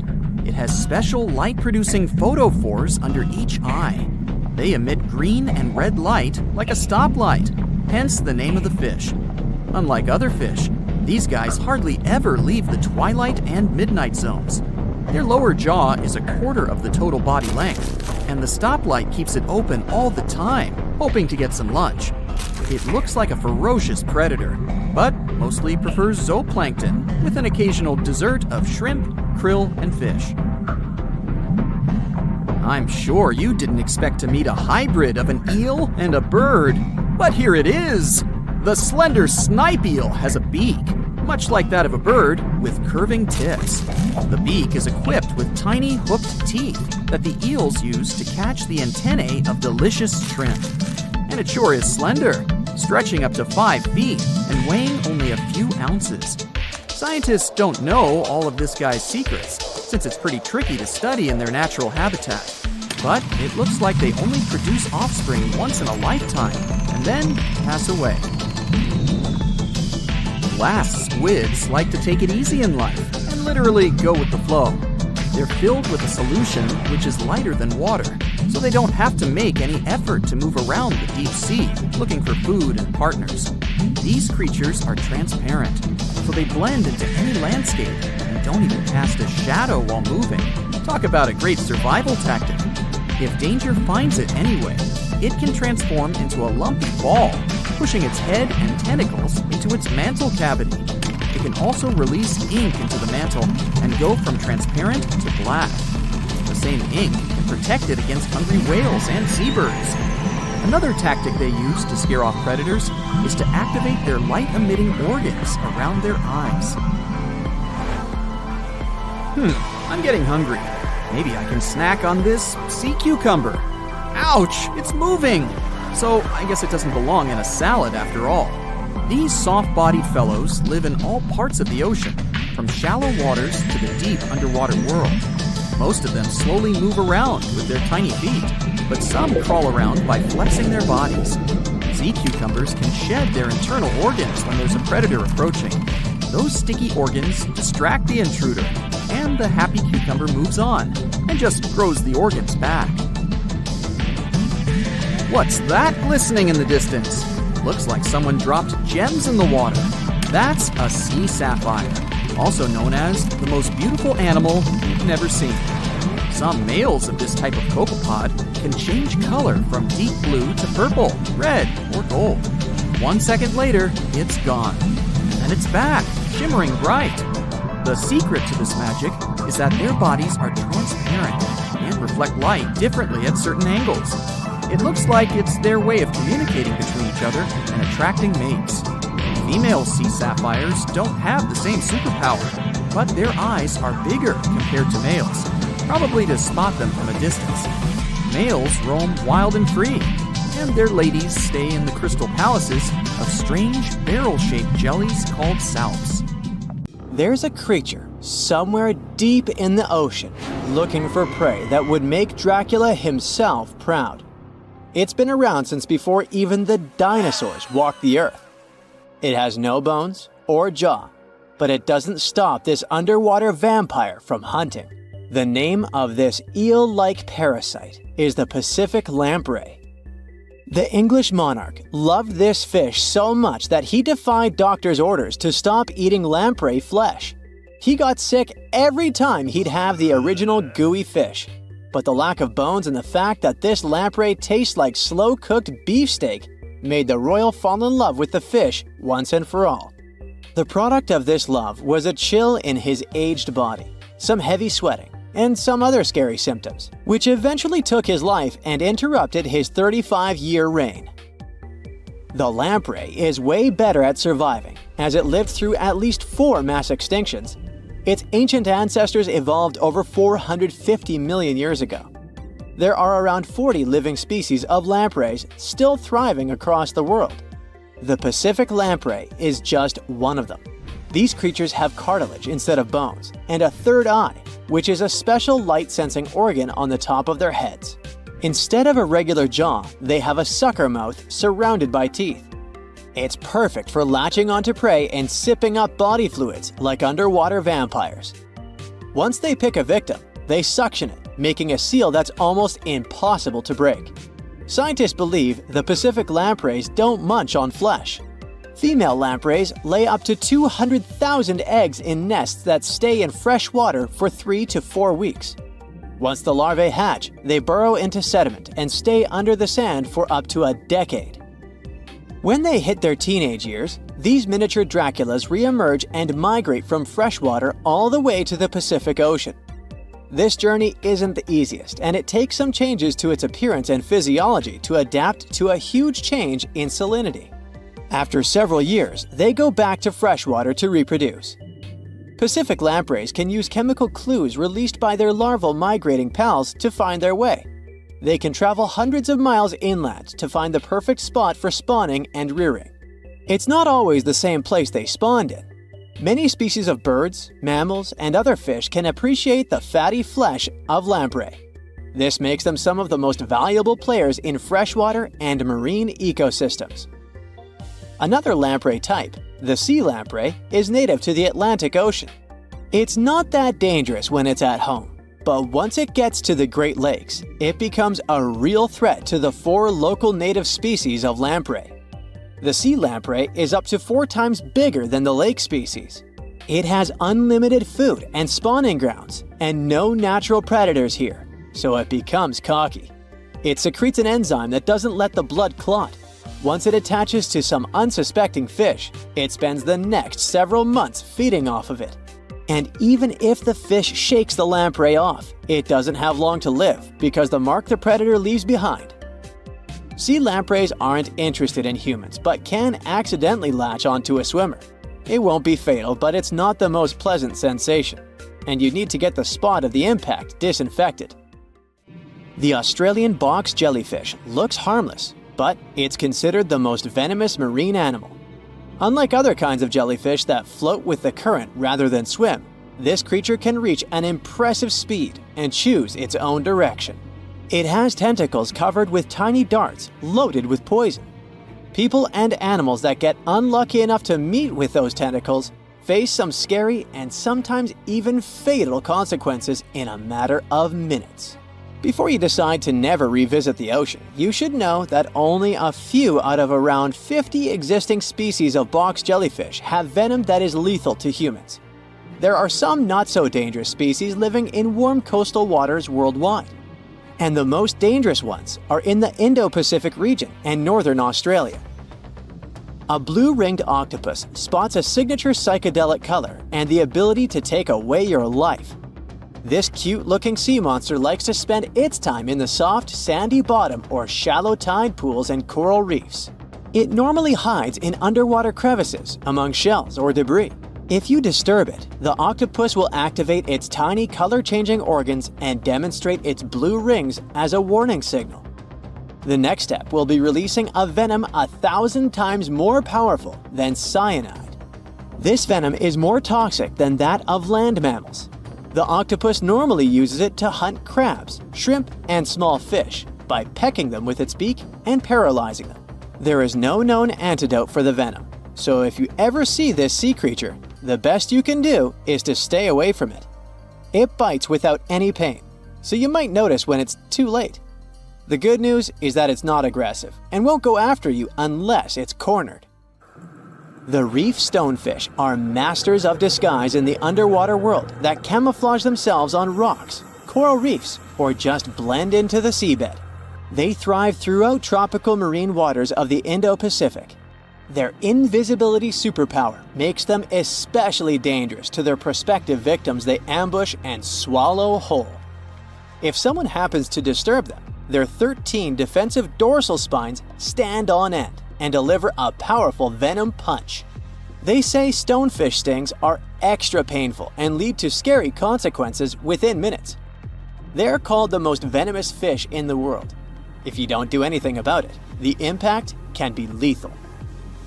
If you ever go diving in the Pacific Ocean, be careful not to pick up a cone snail from the seafloor. It has a beautiful shell made of brown, black, or white patterns. Like most other snails, it's slow, but it has a complicated system of seeking out prey. It likes to snack on fish, marine worms, or even other snails. Once a cone snail senses food is near, it activates a sharp proboscis, or a needle-like protrusion from its mouth. The attack is swift and super potent.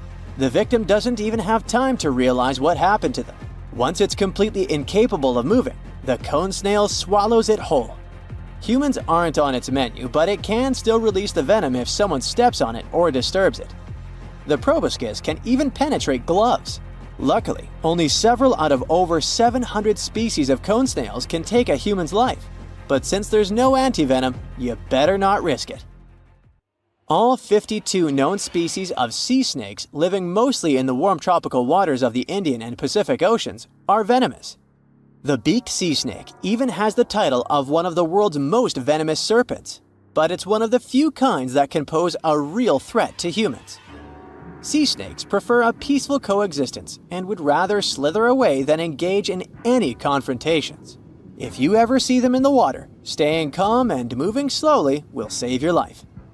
Sea snake bites, although almost painless at the moment, can have varying degrees of impact. Some may only cause mild symptoms, while others can lead to severe outcomes. Most bite reports come from accidental encounters, like someone freeing them from nets or unsuspecting beachgoers stepping on them. Blue dragons rarely grow larger than the size of a grape. They like to swim belly up, so their brightest blues blend in with the ocean waters.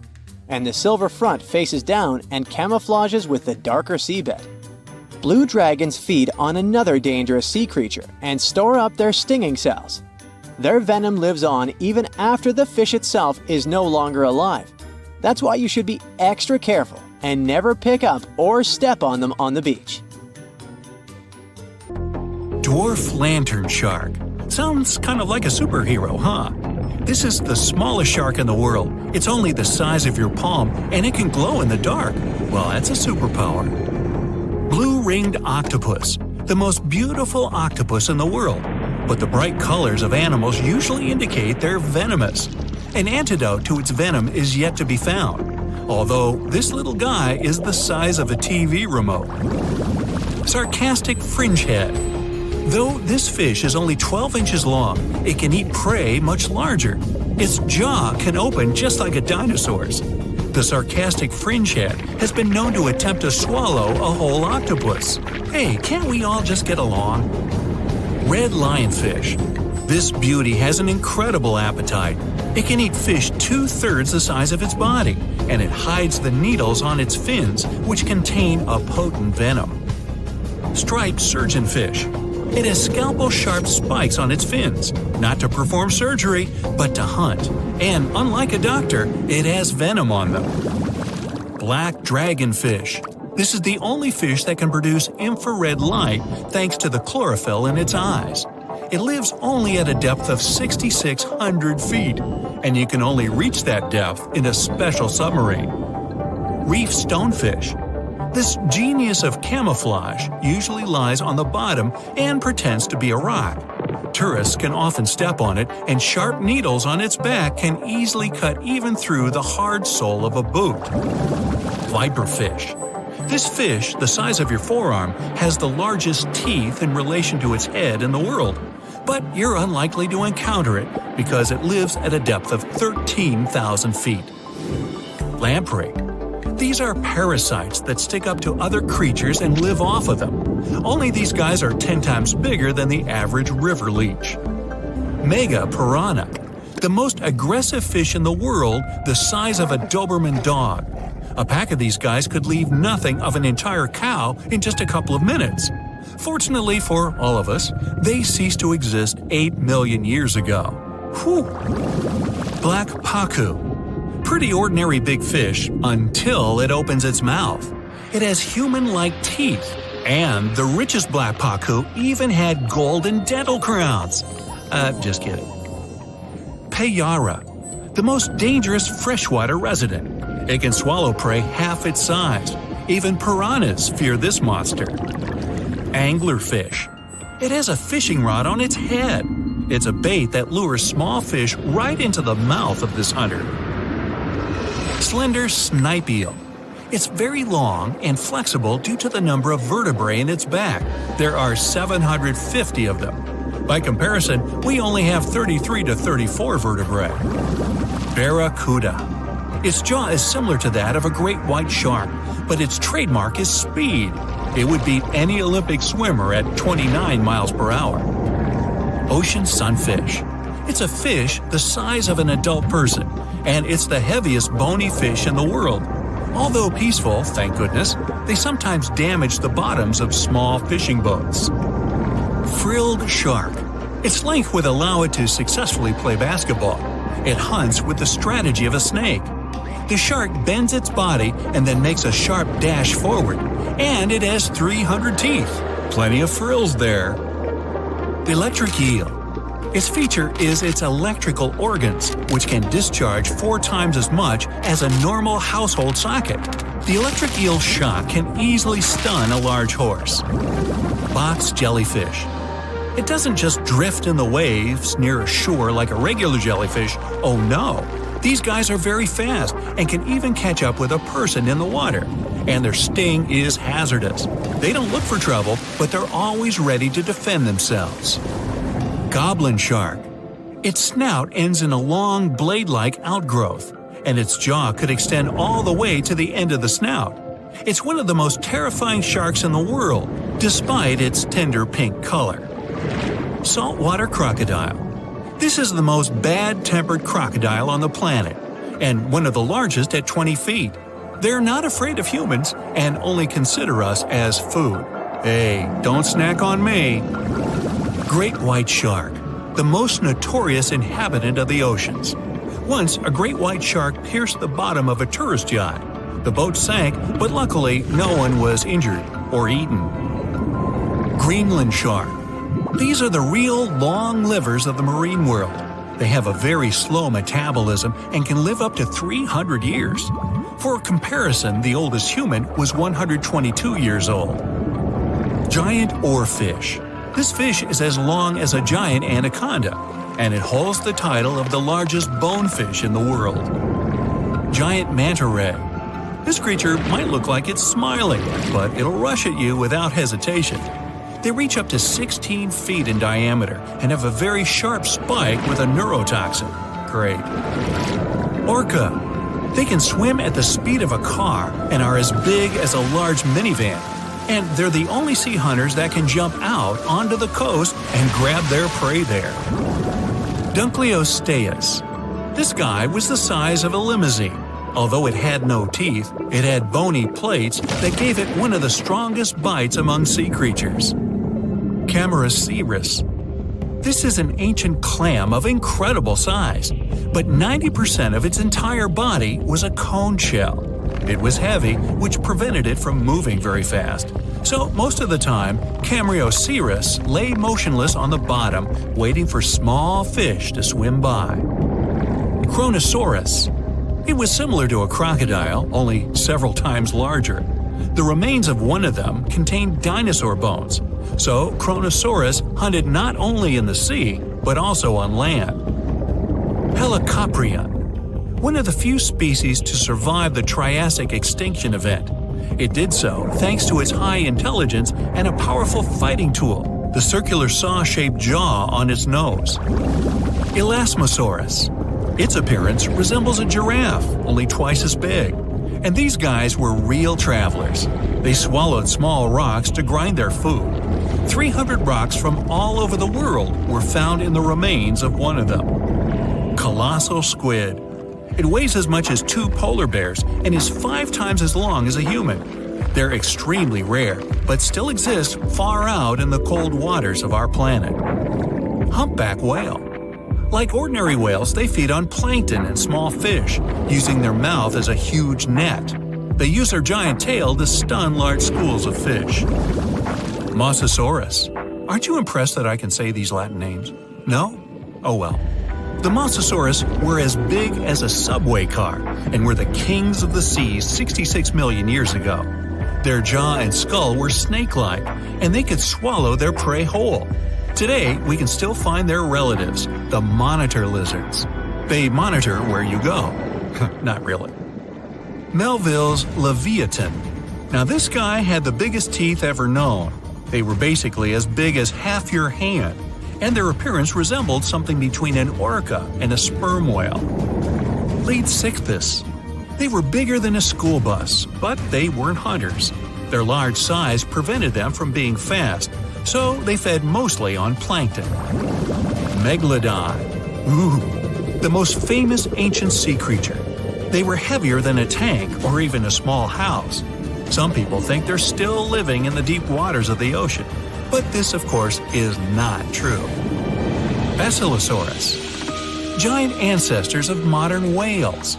They had large lower limbs. Perhaps it's because they used to be land creatures, but in the course of evolution, they gradually moved into the water. Cachalot. Sounds like it should have been on a baseball team. They were almost as long as a basketball court. Their brains weighed 15 pounds. That's 7 times the weight of a human brain. Sei whale. Okay, whale. Actually, it's its name, not a command. One of the best swimmers of all whales. Sei whale could go up to 31 miles per hour and dive deeper than the height of the Empire State Building. Shastasaurus. Though only bones remain of this monster, calculations say it was as long as a tennis court or as a truck and trailer. Blue whale. The largest mammal to ever live on our planet. Its heart alone weighs as much as a big motorcycle, and its veins are as wide as a big pot. And these guys can sing songs. Lion's mane jellyfish. The world's largest jellyfish.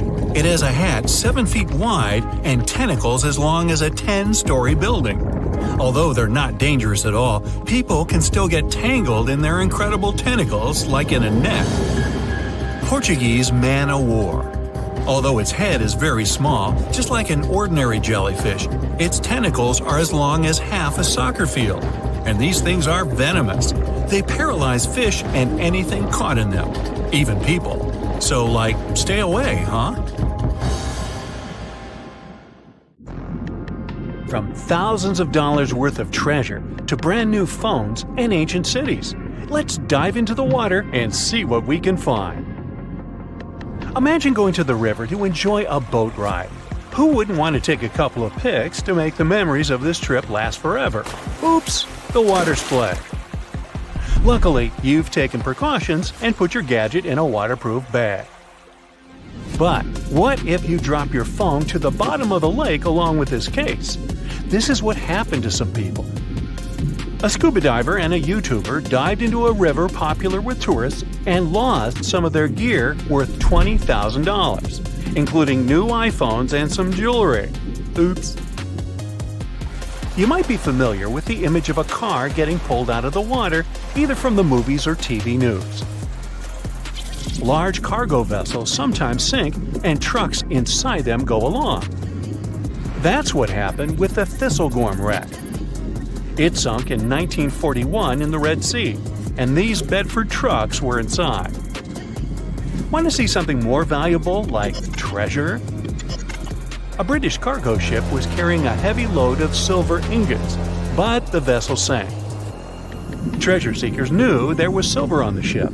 Since the 1940s, they've been looking for it.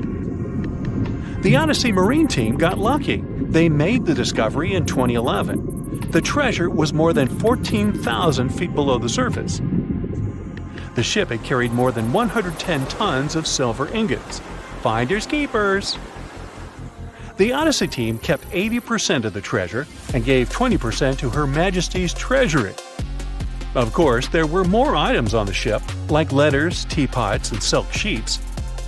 You can see them in the exhibition called Voices from the Deep at London's Postal Museum. Now how about some underwater art? Sure, here you go, Polynesian moai statues. These statues have been discovered in several areas across the world. For instance, Easter Island is full of different size statues, but many of them can also be found in Cancun, Isla Mujeres, and Punta Nizu, Mexico.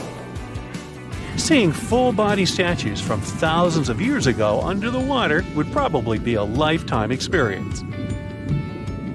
Gold coins are also popular items found in shipwrecks. Many divers come across coins worth a lot of money. But there's one diver in Florida who truly hit the jackpot. In 2015, they stumbled upon nearly $1 million worth of treasure. The discovery was 51 gold coins, 40 feet of ornate gold chains, and a rare coin that was made for Philip V, the King of Spain. They were once frightening and dangerous, and they still look spooky. Yo-ho! I'm talking about pirate ships. One pirate shipwreck from the 18th century was excavated off the coast of Colombia in 2015. The treasure found there was worth between $4 and $17 billion. It contained precious stones, gold, and many other items. The next one is an underwater city. Neapolis is a city washed away by a tsunami.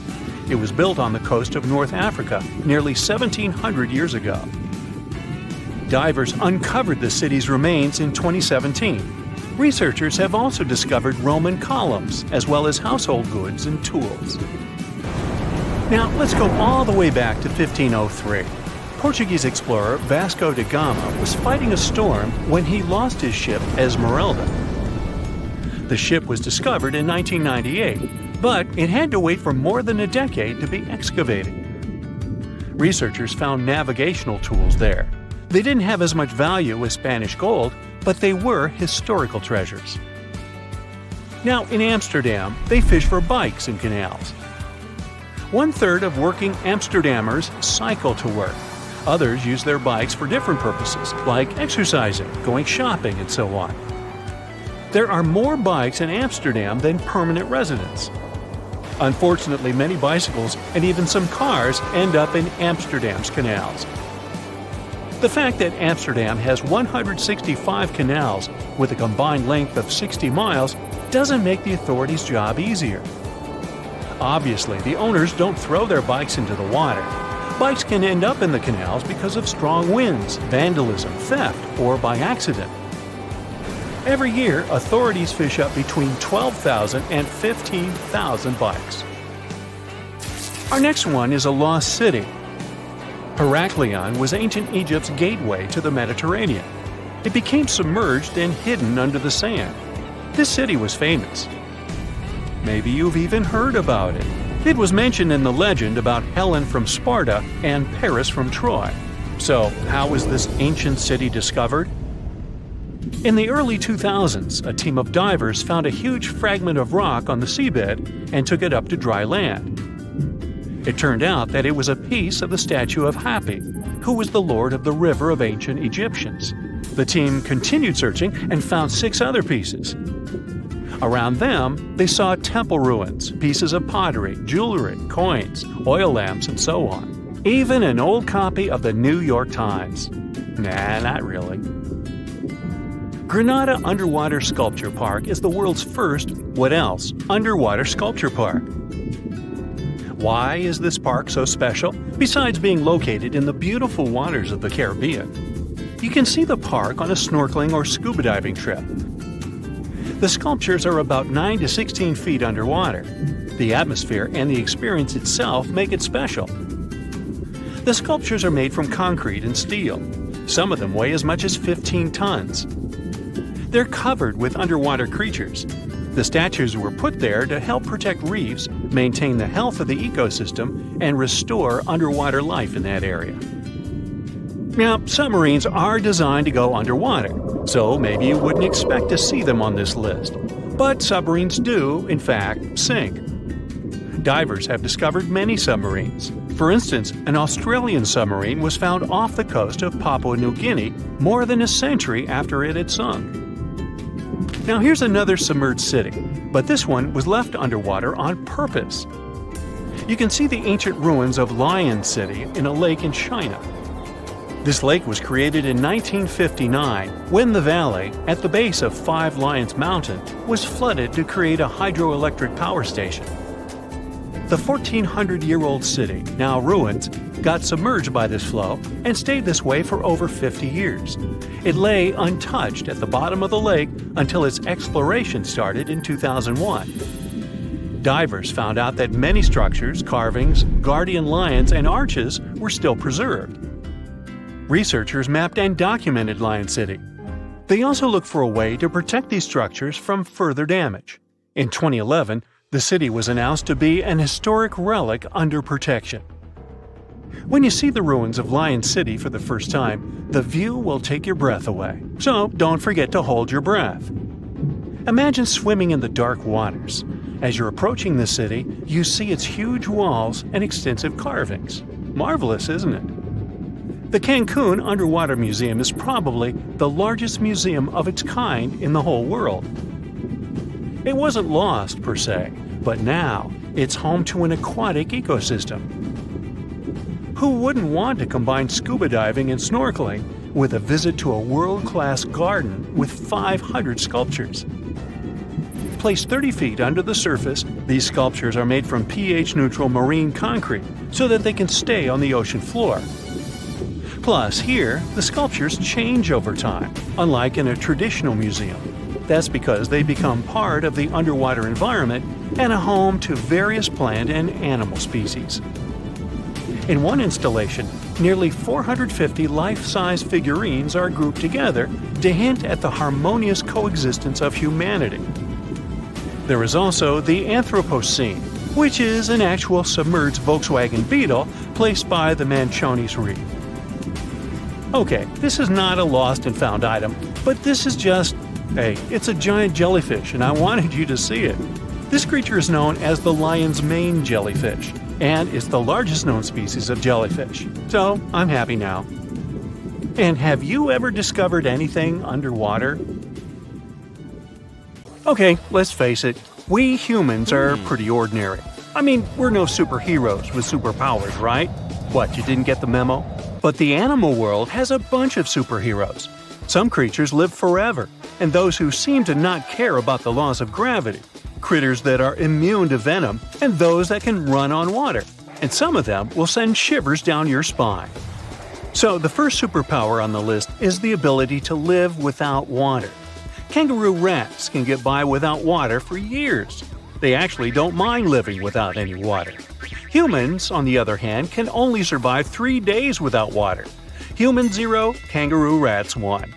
These little buddies live in extremely arid desert areas and have to get water from the seeds and plants they eat. And although it may sound a bit disturbing, kangaroo rats also know how to extract water from their urine before they set off on a bathroom trip. This way, they don't waste a single drop of precious moisture. Well, that would come in handy at sporting events. Now let me introduce you to the Peter Parker of the animal world. Yep, seems like Spider-Man is real, but not human. Meet a gecko lizard, or simply gecko. This critter has a marvelous ability to climb up all kinds of vertical surfaces and can even go for a walk on the ceiling. This gravity-defying feat is possible thanks to the lizard's unique foot pads covered with tiny hairs. They can cling to almost any kind of surface, no matter whether it's smooth, hard, rough, or soft.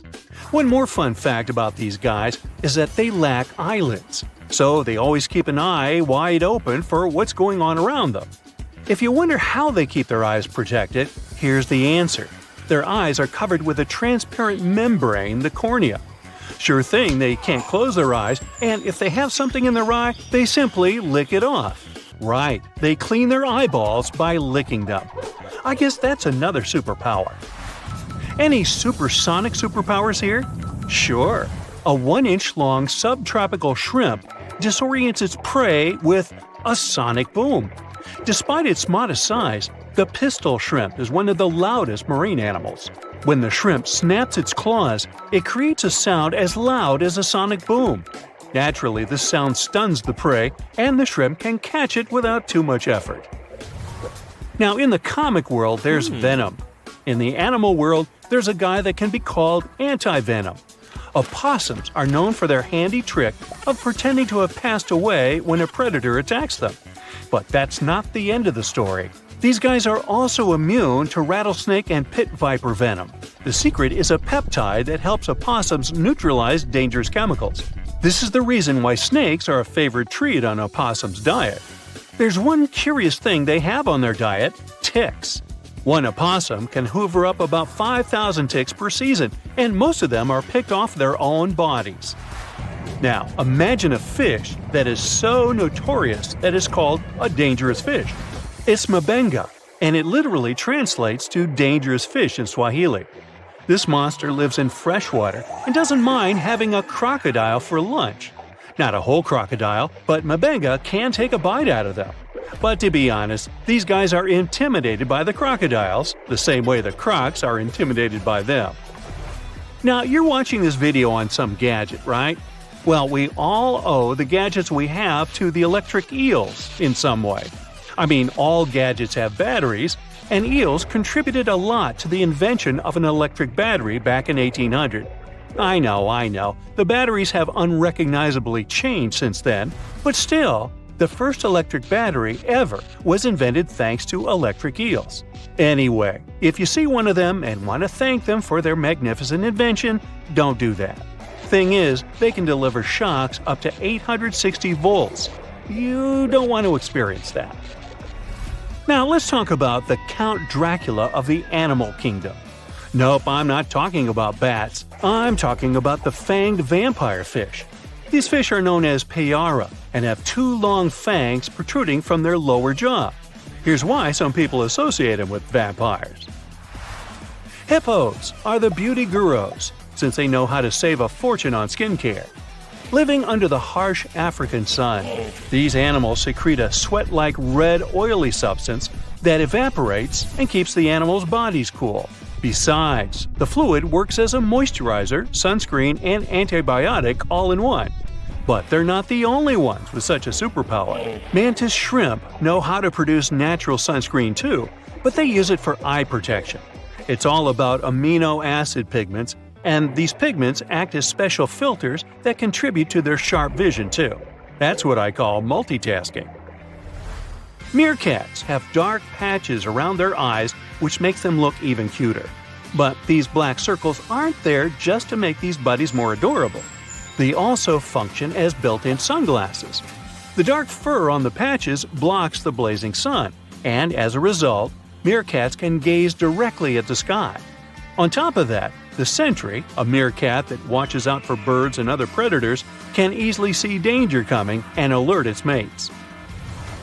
Wild goats are famous for their climbing skills, but the alpine ibex from northern Italy is the champion. This critter can climb nearly any vertical surface, defying several physical laws in the process. Interestingly, the animals that do walk on the steepest cliff walls are typically mother goats with their little ones. Large males prefer to keep their distance and use flat horizontal surfaces. Smart guys. Some animals protect themselves with venom or nasty bites, while others use chemical tricks for protection. Listen to this. Some species of millipedes produce hydrogen cyanide and exude it when they feel threatened. Hydrogen cyanide is odorless but highly toxic. One little millipede can't seriously hurt you, but you may have burns or even blisters if your skin is sensitive. Plus, to make the picture even scarier, some millipedes glow in the dark. So watch out, and if you see a crawling spot of light at night, run away as fast as you can. When the bombardier beetle feels threatened, it sprays scorching liquid from the tip of its abdomen with a loud popping sound. As soon as the beetle senses danger, a chemical reaction starts in special reservoirs in its abdomen. The heat from this process nearly reaches the boiling point and also produces special gas that triggers the ejection. This super protection is usually fatal for the attacking insects. I guess so. Plumed basilisk lizards have an uncanny ability to run on water. First of all, their hind feet are equipped with long toes which have fringes of skin that can spread out in the water. As a result, a bigger surface of the lizard's foot comes into contact with water. Then, when it runs on water, it pumps its legs incredibly fast. This creates little pockets of air that prevent the animal from drowning by keeping it on the surface. Now, fleas can be annoying, but it doesn't make them any less amazing. These tiny critters can leap about 50 times their body length. If people could do the same, we would be jumping about a quarter of a mile into the air. Well, let's try it. The most curious thing about fleas' astonishing ability is that they take most of the power for leaps from their toes, not knees. So, what's your favorite animal superpower? I vote for the kangaroo rat. I don't like standing in lines for the bathroom. A man went for a walk not far from Buenos Aires in Argentina and found something that looked like a dinosaur egg lying in the mud. When he shared his find with his family, everyone thought it was a joke, but it was actually very real. Except it wasn't a dinosaur egg, but a glyptodont shell. These guys went extinct thousands of years ago. Some of them grew up to be the size of a small car. The Paleo-Indians, who were the ancestors of Native Americans, must have had a fun time living alongside those beasts. People keep finding similar black scaly shells, which are fossils of glyptodonts in the Americas. These creatures thrived in South America for tens of millions of years and also spread up north. They had thick armor, called a carapace, and tough, grooved teeth for eating grass. They weren't always giant, but it looks like a colder climate before the Ice Age, with open woodlands and plenty of grass, helped them evolve. It's pretty hard to hide when you're huge, so they may have developed their fused armor to protect themselves. One of the most famous types had a long tail with spikes that it used to fight other glyptodonts for territory or mates. Although they look similar, the ancient glyptodonts were really different from today's armadillos. Glyptodonts had a hard, heavy armor made of fused plates, and today's armadillos have flexible armor and can roll up into a ball to protect their soft tummies. Plus, glyptodonts ate grass using their grooved teeth, and armadillos prefer insects for lunch. But despite all the differences, recent studies of their DNA showed that glyptodonts actually belonged to the armadillo family. If you think the glyptodont was scary, just wait till you meet the giant short-faced bear. This bad guy grew to almost twice the height of Michael Jordan when it stood on its hind legs. It also weighed over 1,500 pounds, and it was able to run at the speed of over 40 miles per hour. This bear preferred meat to all other foods.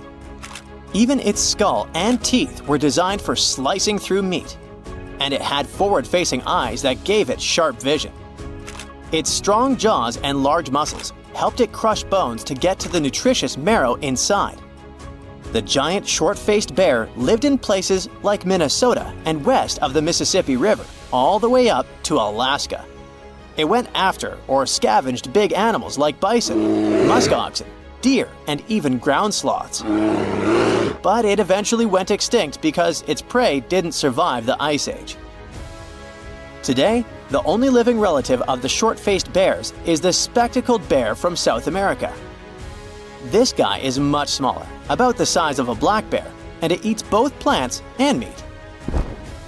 Game of Thrones fans, the next one is for you. The orphaned wolf cubs adopted by the Stark family in the epic series were inspired by dire wolves. Their name translates from Latin as terrible wolf. These great uncles of modern dogs were almost 5 feet from head to tail and weighed around 150 to 200 pounds. The oldest record of the dire wolf is from 250,000 years ago. They adapted well to different conditions and lived pretty much all over North America, from as far north as Alaska to down into southern Mexico. They went extinct around 10,000 years ago, soon after the last ice age. They most likely just lost their source of food. The closest we have to dire wolves now is the gray wolf, but don't get too upset. Scientists think they could be able to bring the dire wolf back to life. They can combine intact straps of their DNA, recovered from the museum specimens and the genome of modern dogs. One animal you definitely wouldn't want to be on the de-extinction program is the saber-toothed cat.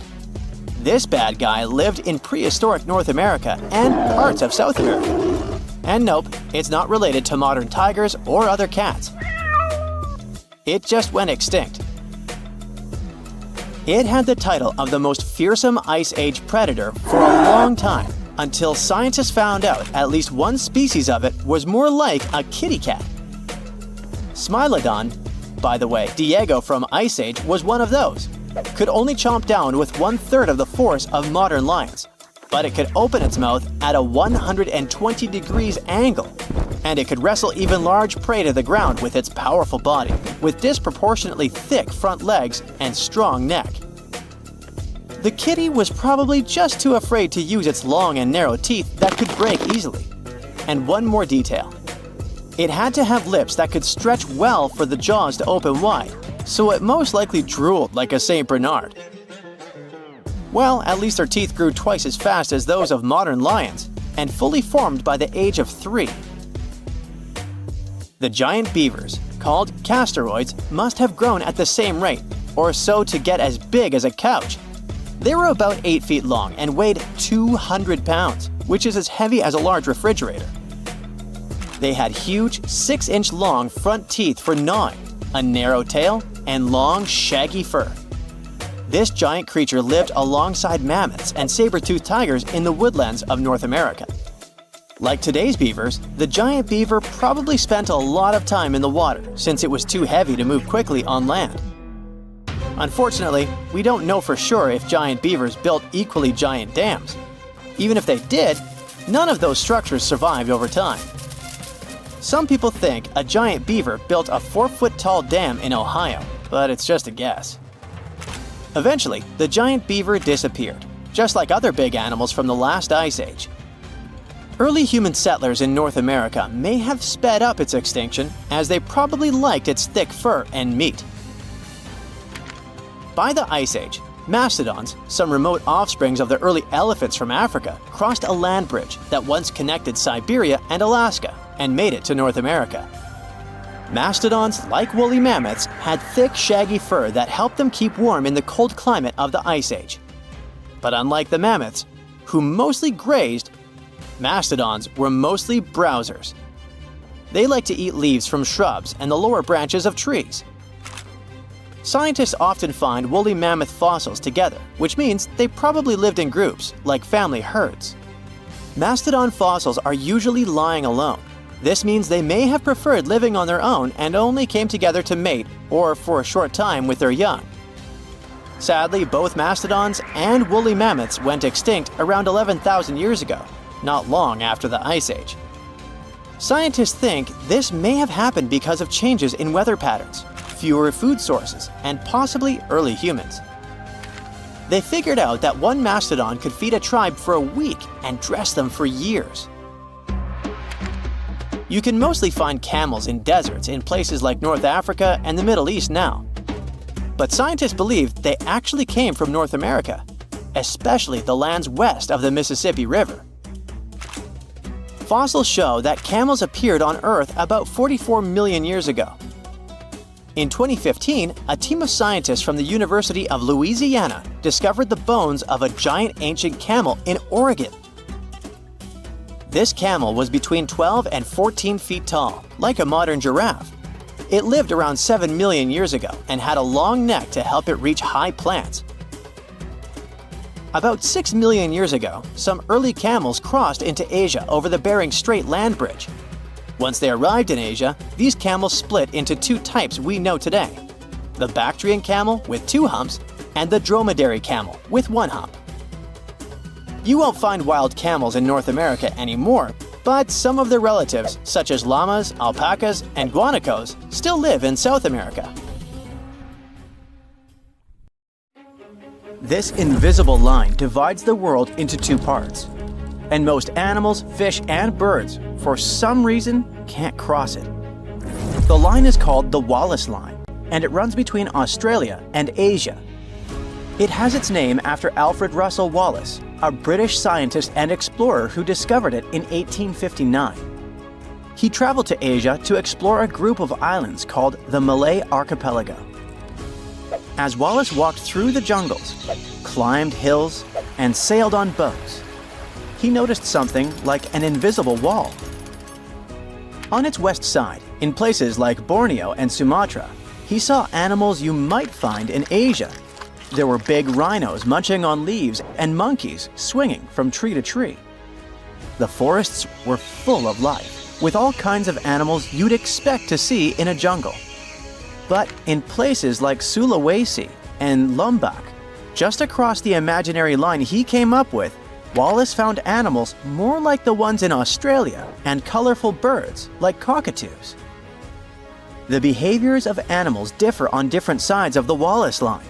Some creatures are great at traveling across tough barriers like water, but others are not.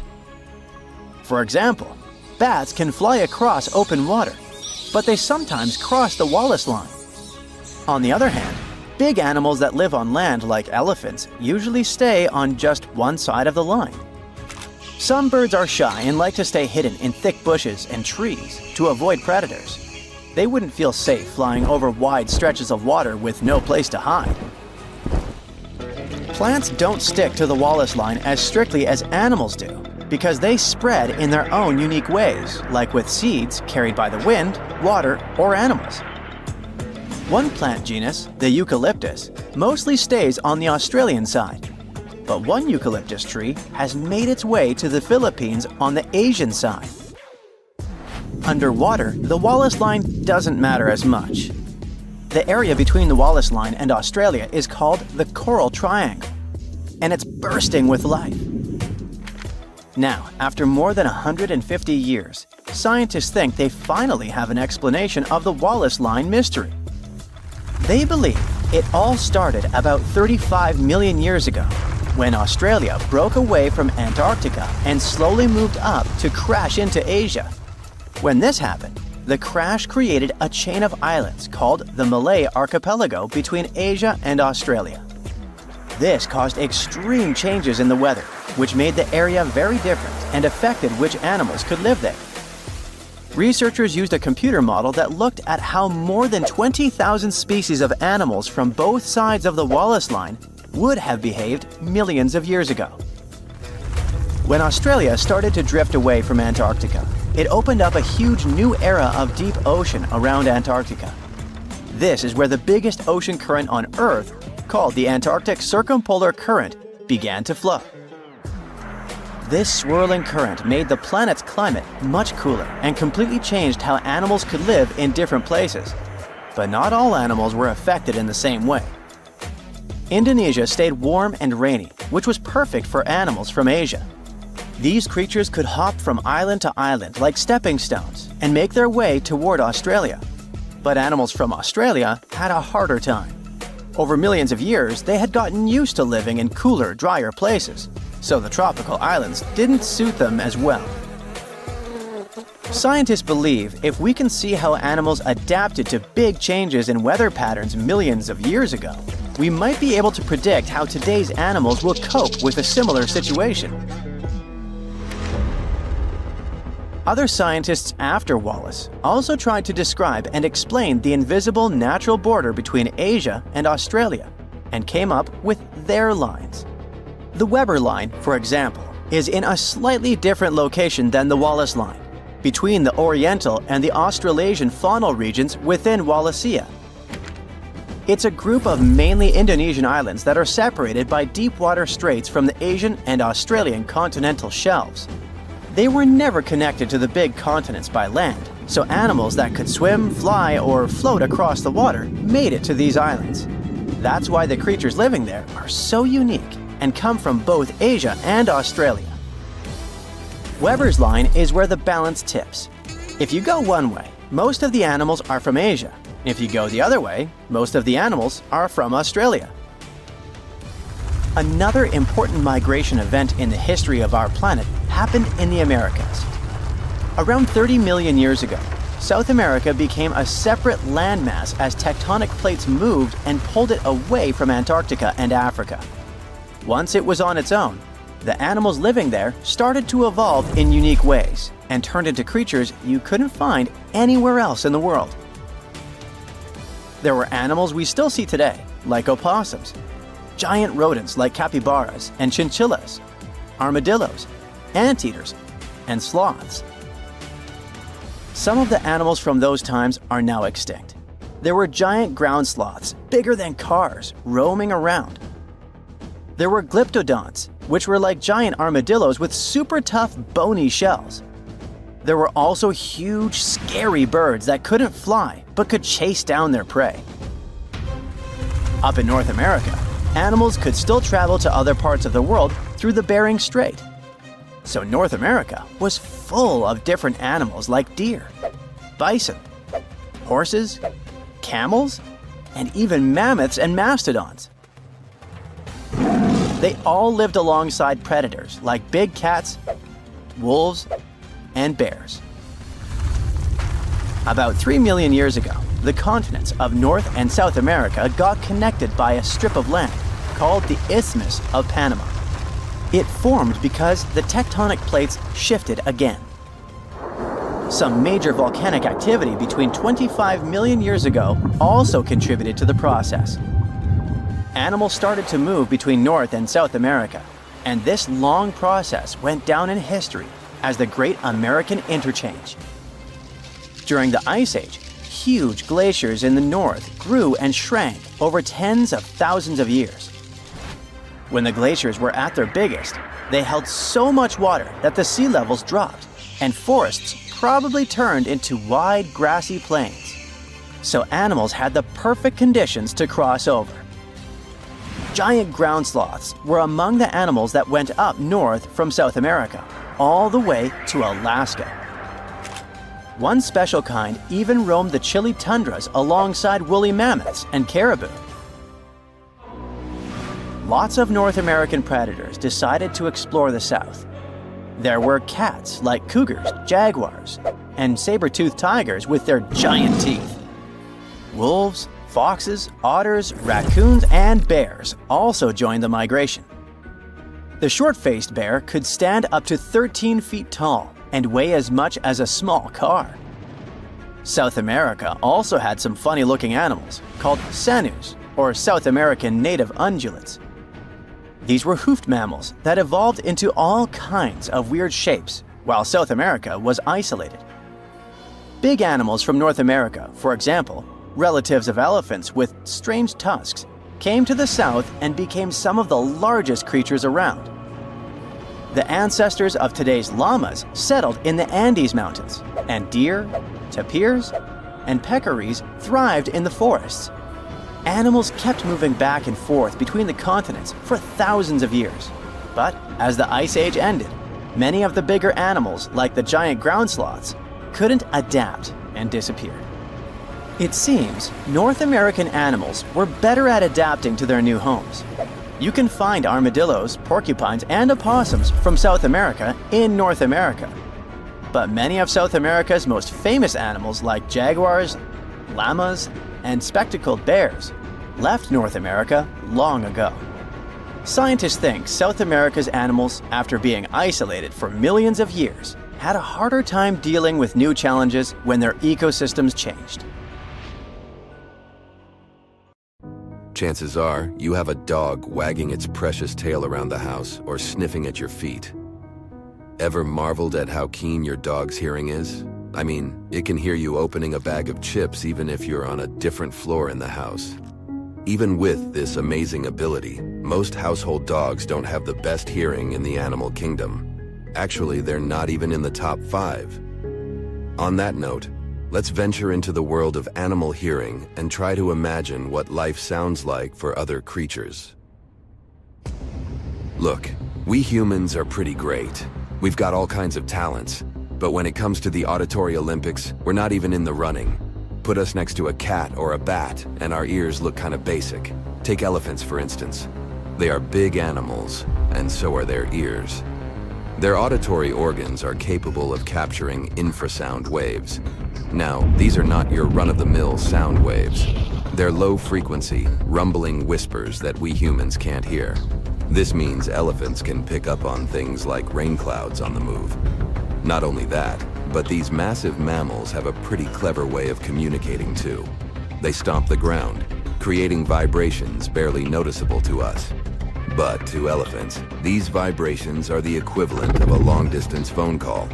The messages are received through their feet and ear bones, even when they're miles apart. Talk about having a good reception. Moving on to bats. They are the masters of night navigation, thanks to their use of echolocation. These animals emit high-frequency sounds which bounce back after hitting objects. This echo helps bats create a mental map, allowing them to sway flawlessly in the dark. Just when we thought bats couldn't get any cooler, scientists discovered their hearing capabilities extend to their wings. Special hairs called Merkel hairs sense air movements, helping the bats detect upcoming objects. It's not the traditional hearing we're used to, but it's a fantastic adaptation to their environment. Dolphins, on the other hand, are masters of watery acoustics. For starters, you might think that being underwater would put a damper on hearing, but dolphins have turned this challenge into an advantage. They've got their own version of echolocation, emitting sonic pulses from their foreheads. These sounds bounce off objects and are picked up by the dolphin's jaw before being sent to the brain via highly developed auditory nerves. Their ears, though present, don't play a central role in hearing like ours do. Instead, dolphins have found innovative ways to listen, proving yet again how awesome animals are. Don't let their domestic status fool you. Your pet cats and dogs are auditory champs. Cats' ears are designed to catch high-frequency sounds from up to 160 feet away. Handy for catching mice, don't you think? Dogs, on the other hand, are pros at localizing sounds, thanks to the muscles around their ears. Ever seen your pooch perk up their ears when they hear something suspicious? That's their sharp hearing at work. Even the tiniest critters buzzing around us, like insects, can actually listen to the world. In fact, some insects have something akin to our human eardrums. It's a delicate little membrane, Given the name tympany, our eardrums jiggle with the sound waves. That shaking is then turned into a signal our brain would understand. Now, you've surely heard the nightly serenade of crickets or the rhythmic song of cicadas in the summer. These little symphony masters use exactly this kind of setup to listen to their world. That's not all, though. Some bugs take a different approach to eavesdropping on their surroundings. They've got these sensory cells right in the middle of their antennae. This structure is called the Johnston's organ. Take mosquitoes, for instance, or bees, or even fruit flies. They use their antennae, not just to feel their way around, but to listen in on the world too. It gets even wilder. Hawk moths, some dusky, nocturnal creatures, have this unique organ nestled right in their mouths. It's like a superpower that lets them hear ultrasonic sounds. With this, they can dodge the dangerous dives of bats out on the hunt. When it comes to the ultimate hearing trophy, the animal kingdom has a completely unique winner. It's actually a moth. Not just any moth, though. It's the greater wax moth, discovered by the scientists based in Glasgow, Scotland. They've got some fascinating insights about these moths that make our ears want to stand up and listen. Just to give you some context, the greater wax moth does not stand out when it comes to its appearance. I mean, it's brown. As for its daily activities, it loves nibbling on honeycomb. Despite blending in seamlessly in the animal kingdom, it's got a serious set of ears. How good is its hearing, you ask? Well, it's been found that this tiny creature can pick up on sounds at frequencies up to 300 kilohertz. By comparison, our human ears can only detect sounds up to around 20 kilohertz. This already unimpressive ability drops to about 15 kilohertz as we grow older. I mean, not even dolphins can compete. They can only hear sounds up to about 160 kilohertz. You're probably wondering, why would a moth need such super hearing? Scientists explain that the reason behind this extraordinary hearing lies in a survival instinct, predation, to be precise. Bats use high-frequency echolocation calls to find their tasty moth meals, amongst other insects. But these clever little moths have evolved to pick up frequencies even bats might not hit. Despite this reasoning, it was a bit of a mystery as to why these moths would even need to hear such high frequencies. During the research, specialists discovered that their recording at high-frequency ultrasound is tricky business. So there's a chance that bats might actually be capable of emitting calls at these super high frequencies that the moths can hear. To uncover all this, scientists used a specially designed ultrasonic device. It emitted these crazy high frequencies, and they then looked at the moths' reactions using electrodes to measure their neural responses. The practical implications of this research could be far-reaching. Understanding the inner workings of the greater wax moth's ear could have a big impact on the world of technology. This knowledge could help researchers build super tiny microphones, for example. We know that all sorts of critters, from the tiny creatures scuttling on the ground to the gigantic ones swimming in the ocean, can pick up on certain sound frequencies that our human ears just can't. However, scientists have made a fascinating discovery. They've shown, for the first time, that our ability to pick up on tiny differences in sound frequencies might just be superior to that of animals, thanks to our individual neurons. How did they prove this, you ask? Well, they took advantage of a unique technique that lets them record what single neurons are up to in the auditory cortex. That's the part of our brain that's a major player in processing sounds when we're exposed to various noises. You see, most of what we know about the auditory cortex was unearthed from past research that studied how animals' neural activity reacts to sound. Those studies were super useful in giving us a peek into how sounds are processed in our auditory system. But they didn't really let us know what sets us humans apart in the way we perceive sounds. When scientists tested how we respond to made-up sounds, They found out that our neurons in the auditory cortex responded with a surprising level of accuracy to specific frequencies. They could even pick up differences as tiny as a quarter of a tone just by looking at the reactions of individual neurons. That's a level of detail that you wouldn't typically find in the auditory cortex of other mammals. The one exception might be bats, who use their hearing in pretty unique ways. But this could explain why we humans can distinguish between frequencies better than animals. It seems like the way our brains process sound frequencies has some special features to it. When they played more natural sounds like conversations, music, and everyday noise, the neurons showed complex activity patterns. These patterns couldn't be fully explained just by the neuron's frequency selectivity. Animal studies have shown similar phenomena.